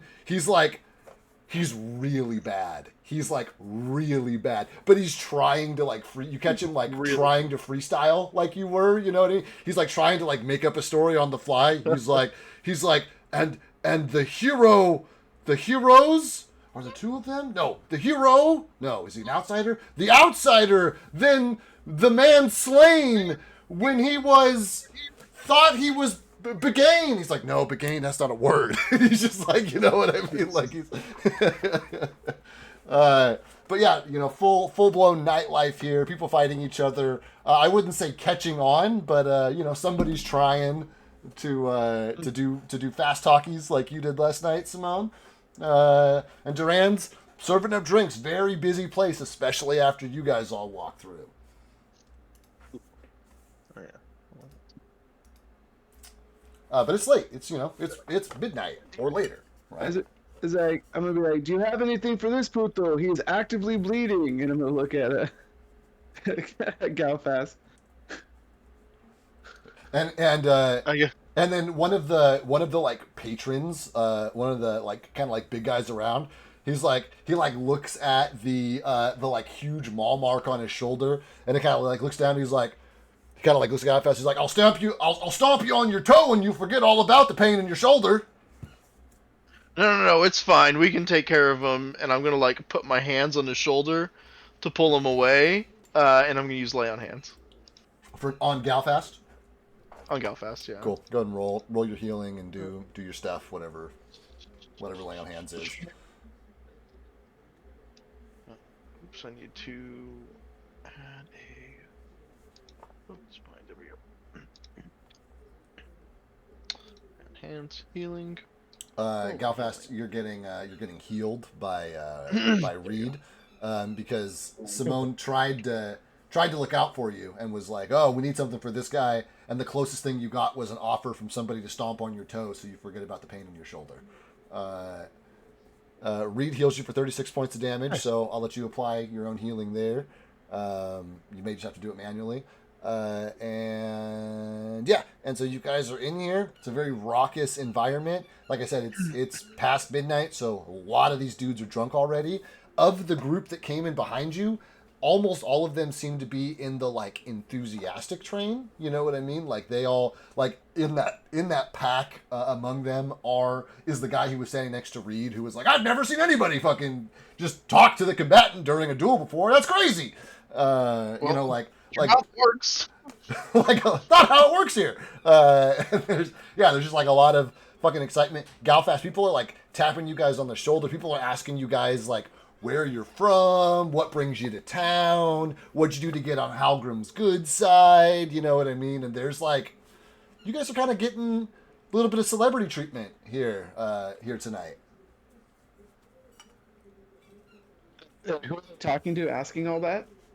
Yeah, they're different people. It's like, you know, you guys are almost like, okay. You know, there's that crowd of 30 people that came in, but, you know, 8 or 9 of them pretty much immediately walked up to you guys, started offering to buy you guys drinks. You know, some of the more curious of them are like asking questions as they're like showing up with drinks, trying to offer them to you guys.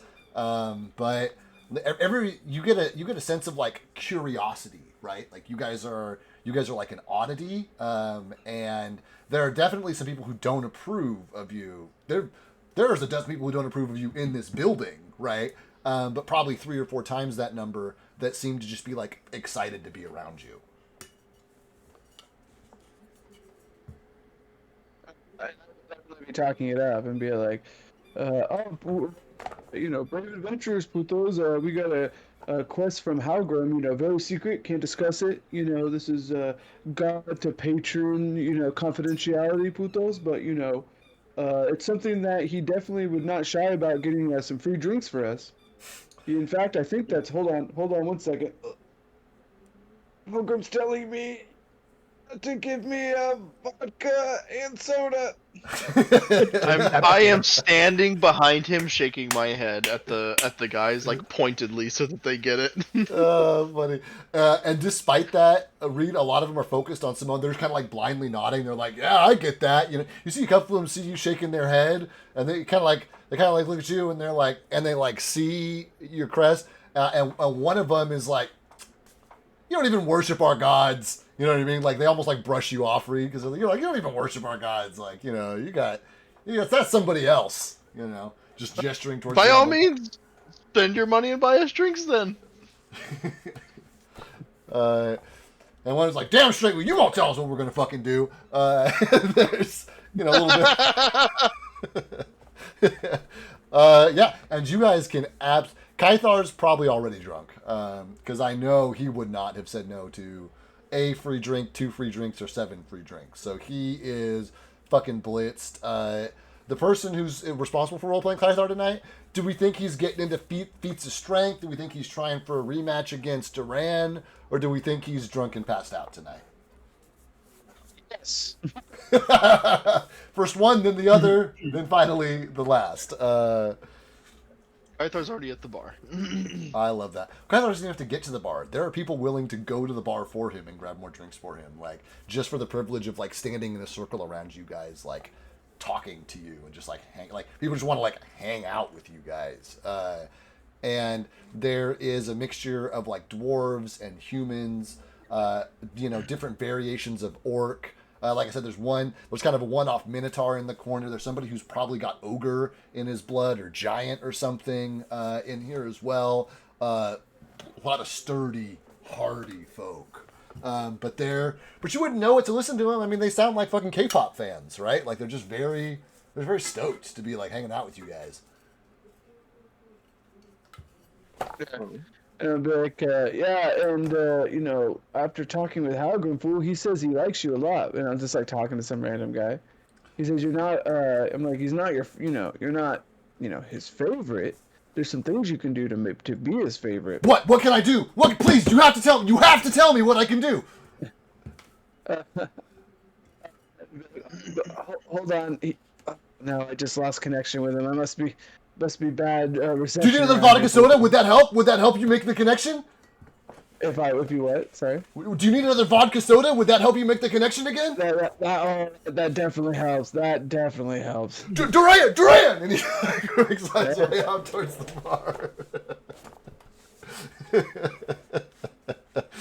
Oh man. Yeah, and it's like party central in here tonight. And you know, you guys like probably close the bar down tonight. Anybody trying to get into any specific feats, you know, leverage our celebrity-dom? Like, do we have any kind of like goals or aspirations, things we want to say to people, things we want to ask anybody, or are we just kind of chilling and partying tonight? Kythar is... Go ahead. Have Kythar go first, then I'll go. Kythar is going to challenge the biggest orc, the orc that was trying to do the... Was it an orc? The Minotaur that was trying to do the story. He's going to challenge him to a knockout punching contest. Okay, great. So sounds good. Kythar is rolling with disadvantage tonight. He is very drunk. Cool. So go ahead and roll in athletics. We'll do that in the background as the other guys are doing whatever they're doing tonight. Sound like Galfast might have something. I was going to casually bring up to one of the patrons just questions. I would ask, you know, part of what started this whole thing was I was in the Grove and I talked to somebody. You know, I'm not from here. What's going on over there with all those trees? As you're asking this question, you guys see that Kythar has like made his way through the first through like the Minotaur and has like moved on to another fucking member of the fucking bar. The guy that you're asking, is he's like the Grove. Yovana's Grove on the edge of town where the Sisters of Ice and Snow perform ancient rites and tributes are given and the Silent Grove. They're like, How would I know? well, There were trees. yeah, and then they like describe the like veiled, the like veiled women that are there. They start talking about like there would have been a tree that had like mirrors at the bottom of it, and like there would have been another tree that people were like like crying near. Was it or was it like a grove where they were like apples growing on it? I think some people were crying. Yeah. Okay. Yeah, that sounds like Giovanna's Grove. They're like, yeah, they're like, and it like kind of almost like seems like a tender subject to the like half sober person that you're talking to. And he's like kind of something. He's like, yeah, during the duel, how there was, oh gosh. And then he's like drunken friendly. He's like, how nobody was talking except your dumbass friends during the duel? Like, that's how it's supposed to be at the Grove too. That it's how we've always, it's how we show our respect. And he like gives a big like overblown gesture of a bow to the rest of you guys. And he's like, no offense on the dumbass comment. It was, he's like, I thought it was impressive, but I heard there were people who were not happy. And he like misses the table. He's like, oh, and he almost falls over.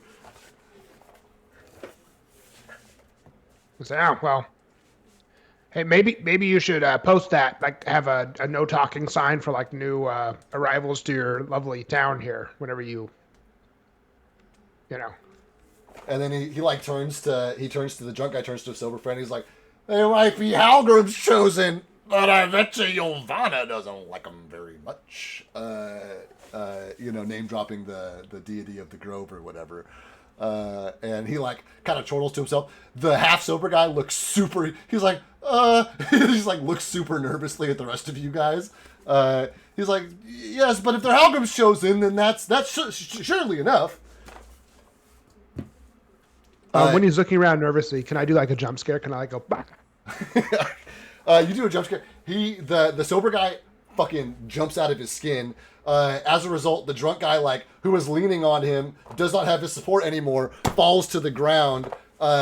You start laughing at them, and then you hear the sound of a table breaking behind you, and you turn, and it's Kythar getting punched out by the second opponent who had, like, challenged him for the day, and absolutely just, like, leveling him, knocking him through a table, and unconscious on the floor of the rusty spoon. Rusty cup. Iron cup. That's what we're Kythar piddles a little bit, and he's out for the night. You guys smell the now familiar scent of Kythar's urine filling the air. Yeah. I take his jacket off and like lay it over him for like a little blankie. It's dripping. Yeah. Oh man. Yeah, but they're basically, their answer basically boils down to it's a sacred place and we don't talk there. Yeah. Yeah. Galvas knows now. Yeah, cool. Love that. You're cutting out a little bit, Anthony. Sorry. So it took a duel to figure that out. You got to be real explicit with Galfast. He does not do nuance very well. You got to like tell him how it is. Yeah. And even when you tell him, not very good at reading the room, so to speak. Well, cool. Any other business tonight while we're in the Rusty Spoon? I mean, do you guys want a Rusty? God, I don't want to call it the Rusty Spoon. That's a good name for a bar, but it's not this bar. This is the Iron Cup. The festivities eventually are going to peter out. Although I will say that you have pretty much like groupies until either you tell them to fuck off or like go retire for the evening kind of thing. Any inclination about wanting to like talk about how we're gonna proceed, or are we just kind of gonna crash out tonight, wake up tomorrow, and take it a day at a time? Probably should talk about it a little bit. Yeah, I'm gonna say, go go ahead. to where we have privacy first, right? Yeah. Yeah. We'll probably go up to our rooms that we stayed in last night. 3 a.m. black Yeah. of night. You can hear I'm loud snoring from Armstrong. everybody, including Kythar, as you guys drag him up the stairs. By his ankles, his head dunk, dunk, dunk, hitting every step, interrupting his as he's just snoring and fucking getting dragged up the stairs. Dragging him by his legs so his head bonks on every step. There you go. That's the way. That's the way. And within the privacy of your room, you can speak with the expectation of not being listened in on.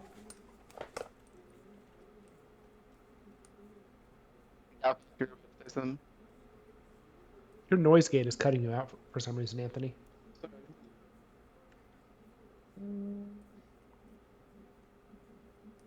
Yeah, it's mostly like the first second of your speech. What about now? Is that better? That was consistent. Yeah. Yeah. Yep. It's always the stupid Discord noise suppression. Oh yeah, Anyway. yeah. Anyway. I'll be like, hey, fool, you said you were gonna, you wanted to say something? I'm gonna say, yeah. So once you get your sleep and you wake up with all of your venom, I guess we're headed north, as long as nobody else gets challenged in this hodunk town. I would say we're no longer accepting challenges, fool. Yeah, that's right. I think I could have turned it down between us, but Because What are you gonna do? we do have like a main mission here, and I'm getting a little antsy. So what's our plan? We're just gonna. Do we want to just kind of venture north into this barren wasteland and see what we get? I mean, that's all the direction we were given, and when I talked to other people in town, they were like, yeah, it's the end of the world, that's it. No one goes there. So, that's all the information I've been given from people in town. So, I think we're just gonna have to venture forth and be ready to kill some fucking ice worms. Oh yeah, speaking of Rowan, ice worms, are you familiar with them? No, not really. Where I'm from, we didn't really have worms that size. We had the worms that would, kind of wiggle out of the trees, Mm-hmm. but nothing bigger than a finger. Can you do the worm? I tried it once. It was a little uncomfortable. Gotcha. Either way, I think we need to prepare ourselves for that, and it seems like they're, fucking something can kind of call them, whether it be this puto, I'm gonna point at A-Tesk, doing some magic, or, us, doing something that pisses them off. Either way, it seems like we can kind of call them to a location somehow. That's what I noticed when we teleported in. And don't get all antsy with me, A-Tesk. You know what happened there, fool. it wasn't me. I swear. Wasn't me. It wasn't me. And they were sliding down the mountain. Wasn't me. And they were all avalanching. avalanching. Wasn't me. You talked in the grove. It wasn't me.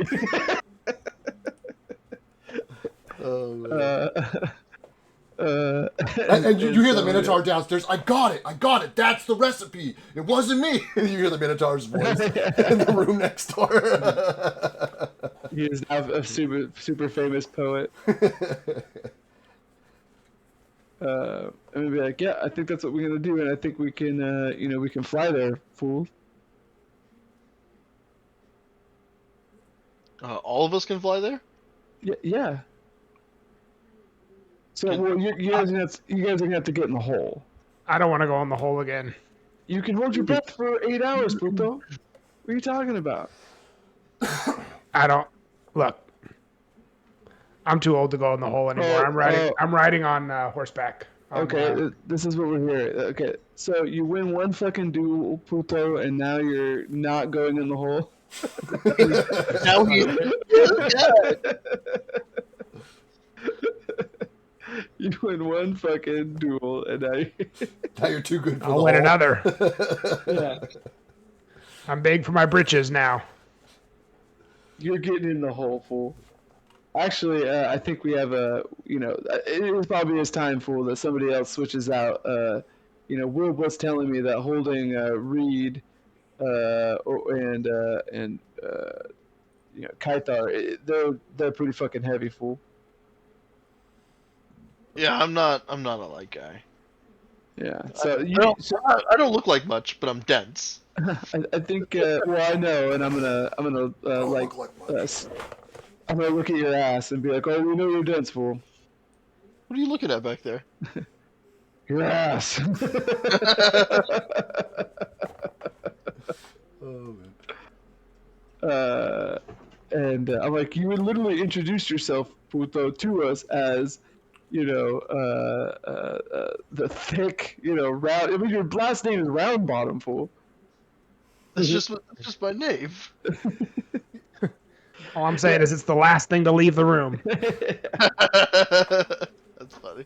That's very good. Yeah.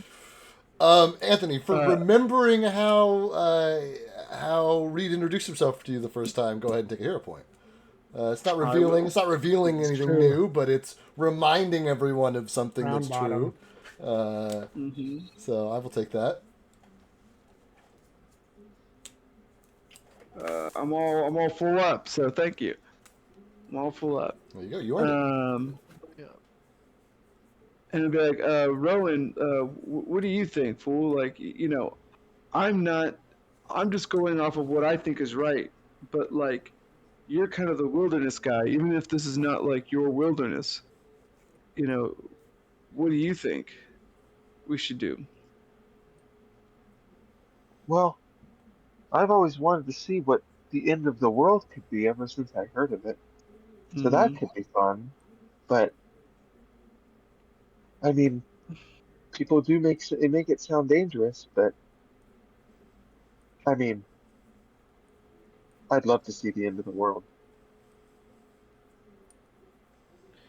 I would like to as well, if only just to complete this quest for Halgrim, and get the boon that we need for against the college. I mean, honestly, that we're gonna need it. And the army's on its way there. Like, we don't, we're kind of enjoying ourselves a little bit too much here, Putos. Like, this is more serious than we're Enjoying No, stay. ourselves. No, stay. Enjoy yourselves. Kick back. Yeah. Find out the local nightlife. Yeah. You know, there's more stuff. See a play. Go on a hike. Yeah. You know. I feel like I've been drunk way too many times for how important this. In fact, I'm drunk right now. Kaithar says, nonsense. Oh, then he goes back to sleep.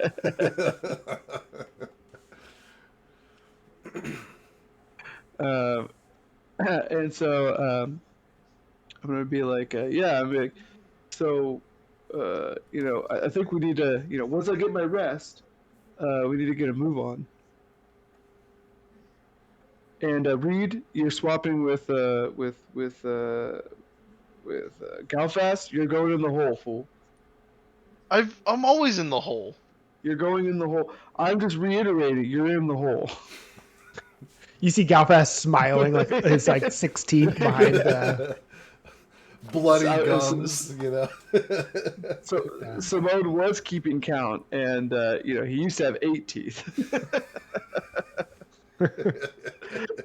Only 2 of them are molars, though, and they're on opposite sides. He looks like Nolan before he had teeth, a big old gummy smile now. Yeah. But yeah, so that's what Simone. So either way, we need more people in the hole. Well, why didn't you go in the hole? Because I'm I'm the one flying. I know how to fly, puto. Do you know how to fly? Wilb knows how to fly. That's yeah. Guess who controls Will? If I'm in the hole, guess who doesn't spawn into the world, fool? Ah, that's true. I guess. Yeah. Damn it. Man, that'd be so funny for me to have you like get in the hole, have Wilb despawn, have them pull you out of the hole, and be like, we didn't go anywhere, and be like, yeah, Wilb was gone now. We need you to summon him again. Just back and forth. Oh, man.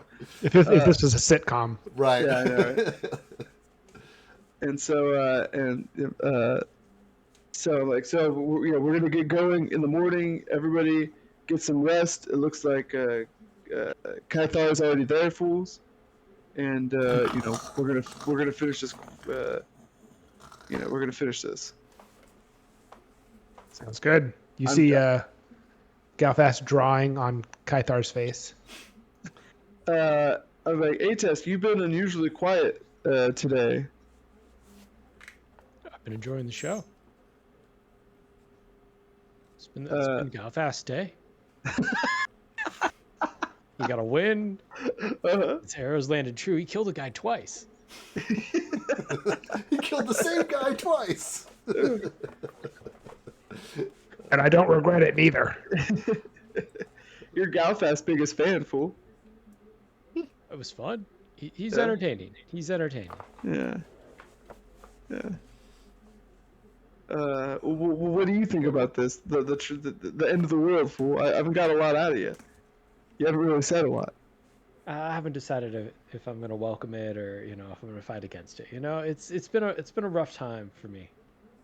Oh, really? Why don't you describe it to me, fool? I'd love to hear. Mental health awareness is one of my top priorities. Ever since I left the college, it's just been so rough. Everybody hates me, just because of the color of my robes. They judge me. They judge me at first look. It really opens your eyes. Mm-hmm. Have you thought of changing your robes? It's pretty easy. What? What? Have you thought of? I don't know. Yeah, just taking like it- Oh, go ahead, Reed. new clothes here, and I'm gonna like rummage through my sack and be like, I even have some robes. They might fit you, and I'm gonna toss them over to him. It's a tent. just, like, it's take a it to tent. A test. They're still way too big. It's I a mean, kid. I'm only 5'8". these are the first robes I was given. Like you just keep your robes. That's what you do. I mean, you could take it to a tailor, puto. Like you could they could still be your robes. You know what I mean? I mean, can't you just alter them yourselves? I mean, aren't you a wizard? No, I don't. Okay. Yeah, that's Got him. it's a good idea though. Maybe I will, but that's besides the point. It's besides the point. I it's mean, that's like everyone's making fun of me about this hat I'm wearing, and it's like, why don't you just take off the hat? Huh?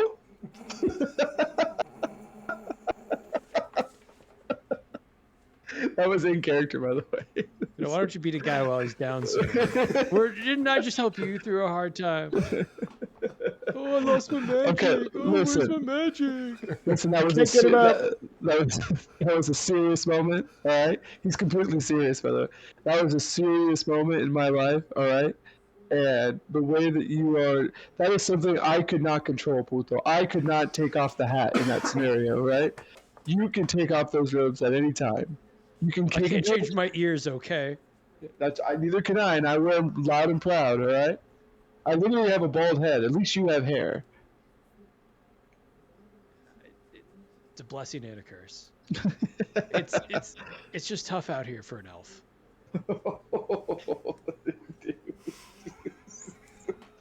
You're wild. You're wild.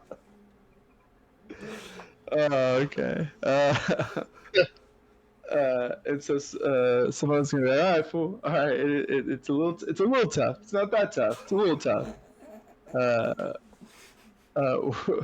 There's been a lot of strides, in society lately. Either way, point is, we got a long, treacherous journey. Make sure you guys are fill up on supplies.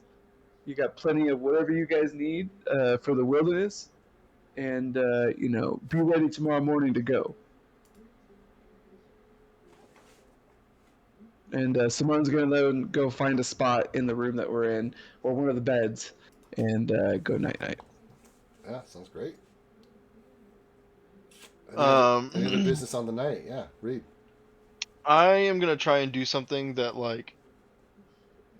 yeah. So Cade said to listen to the armor pieces. Mm-hmm. I haven't really spent a ton of time attuning with the weapons necessarily. I have I've gotten to use them quite a bit.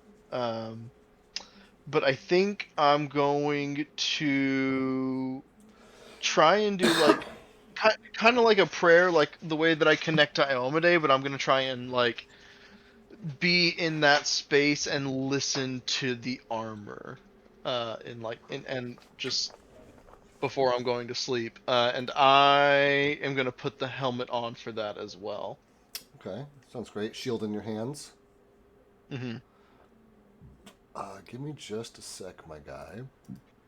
I think I'm gonna ask for a skill check here, but I don't know which one. I was about to say, I was going to say between an Arcana and a Crafting, and for you, they're both the same. So go ahead and just roll whichever one of those you feel like. You got it. I will be right back. Yeah, you're good.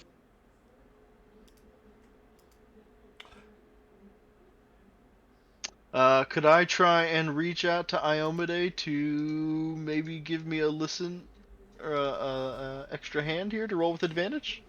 No, but I will say with two pieces of armor and you wearing them both, I will give you advantage for that. And I had meant to say roll with advantage, but I did not do that because I was looking at your skills. Okay, so you said crafting or well, they're both the same. They're you both the said, same, so that's what I'm saying. It doesn't matter for you. Oh, that advantage came in fairly handy. So I will say this: you put all this stuff on, and you do feel like a distinct pull to the north.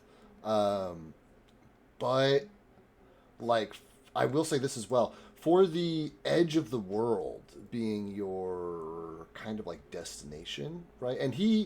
And I will say this too, that uh, the Halgrim said, like, he's like, yeah, I don't know where this thing is, right? He's like, I don't have that location for you. He's like, but I'll grant you a boon if you do this thing for me. You're pretty much at the edge of the known of society anyway.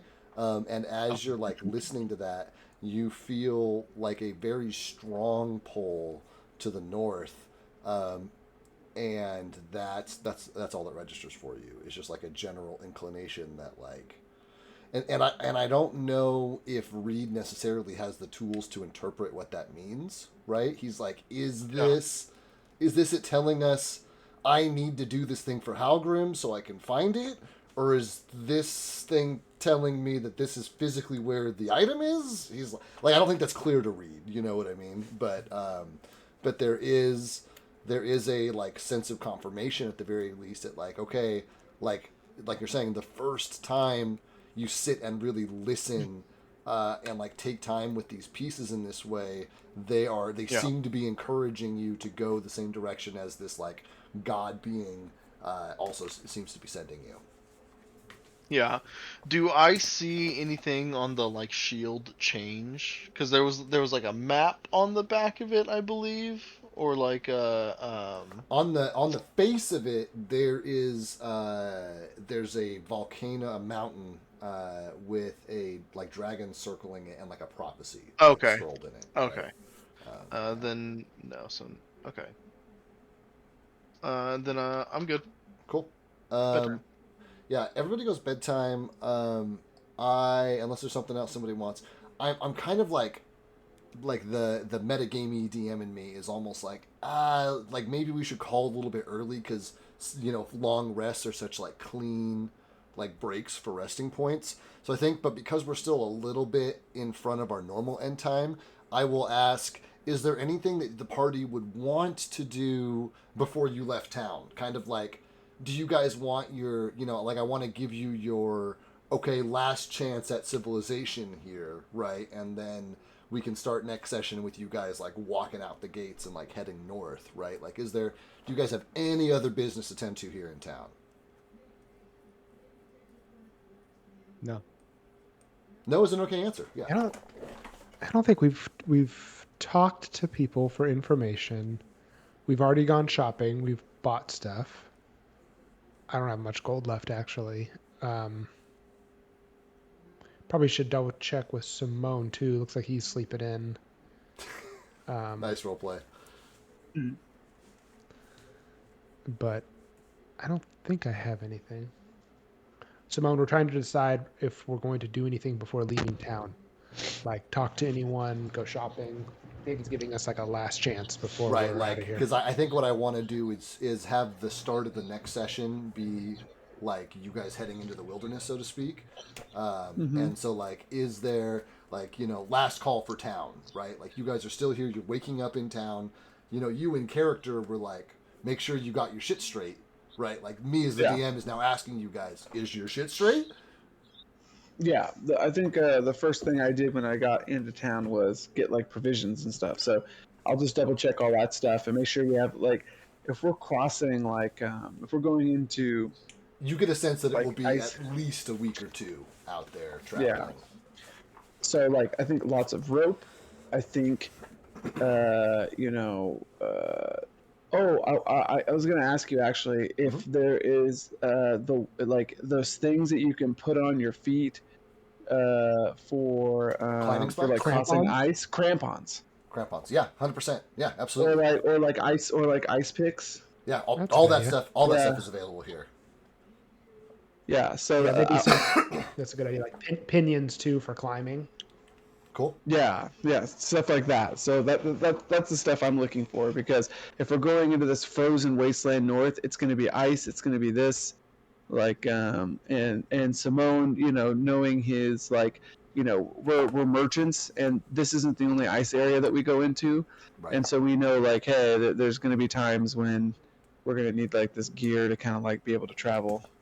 Yeah. 100%. That stuff is here. It's available. It's relatively cheap because, I mean, why wouldn't it be, right? There's a ton of that shit around. I'd say market price if you guys feel like you want to go through your inventory and find any of that stuff. But otherwise, narratively, we'll just say that you guys have purchased, we'll call it cross-country ice gear and verticality ice gear, right? Like climbing stuff, like you're saying, ropes, pinions, warm weather clothes, traction for your feet, spikes for your climbing, all that stuff. Any other specific asks, wants, or desires before you leave town?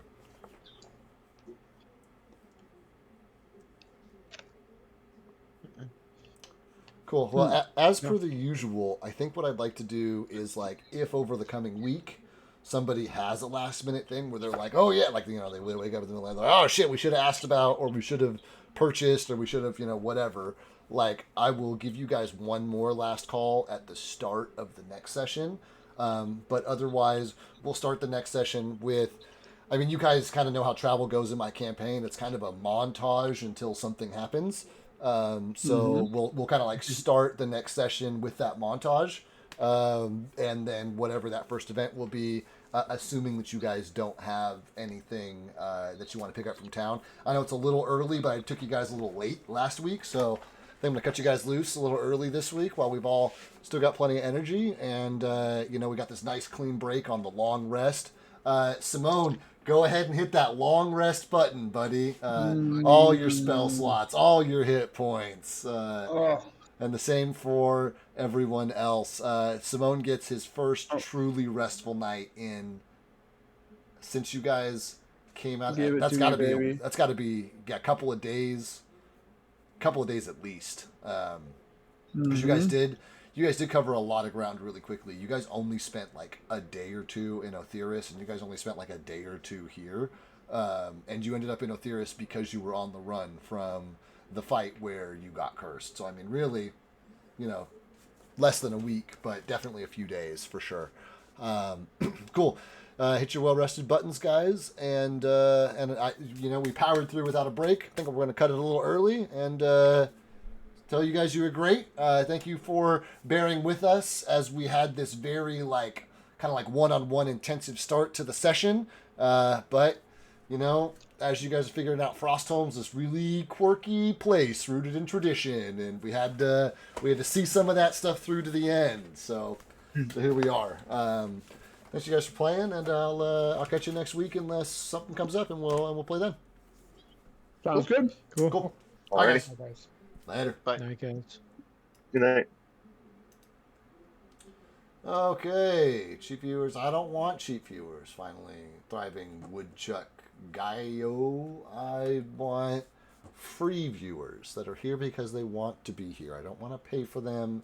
I want them to stumble across the channel and see some nerds playing D&D and having some laughs and think that's a good time and want to be here. So thank you so much, but no thank you so much. Without further ado, we will double check viewer count. Make sure we're not eligible for a raid. We are not, so we will go ahead and play it forward. Do some stuff, and I will catch you guys next week. Peace out. Late.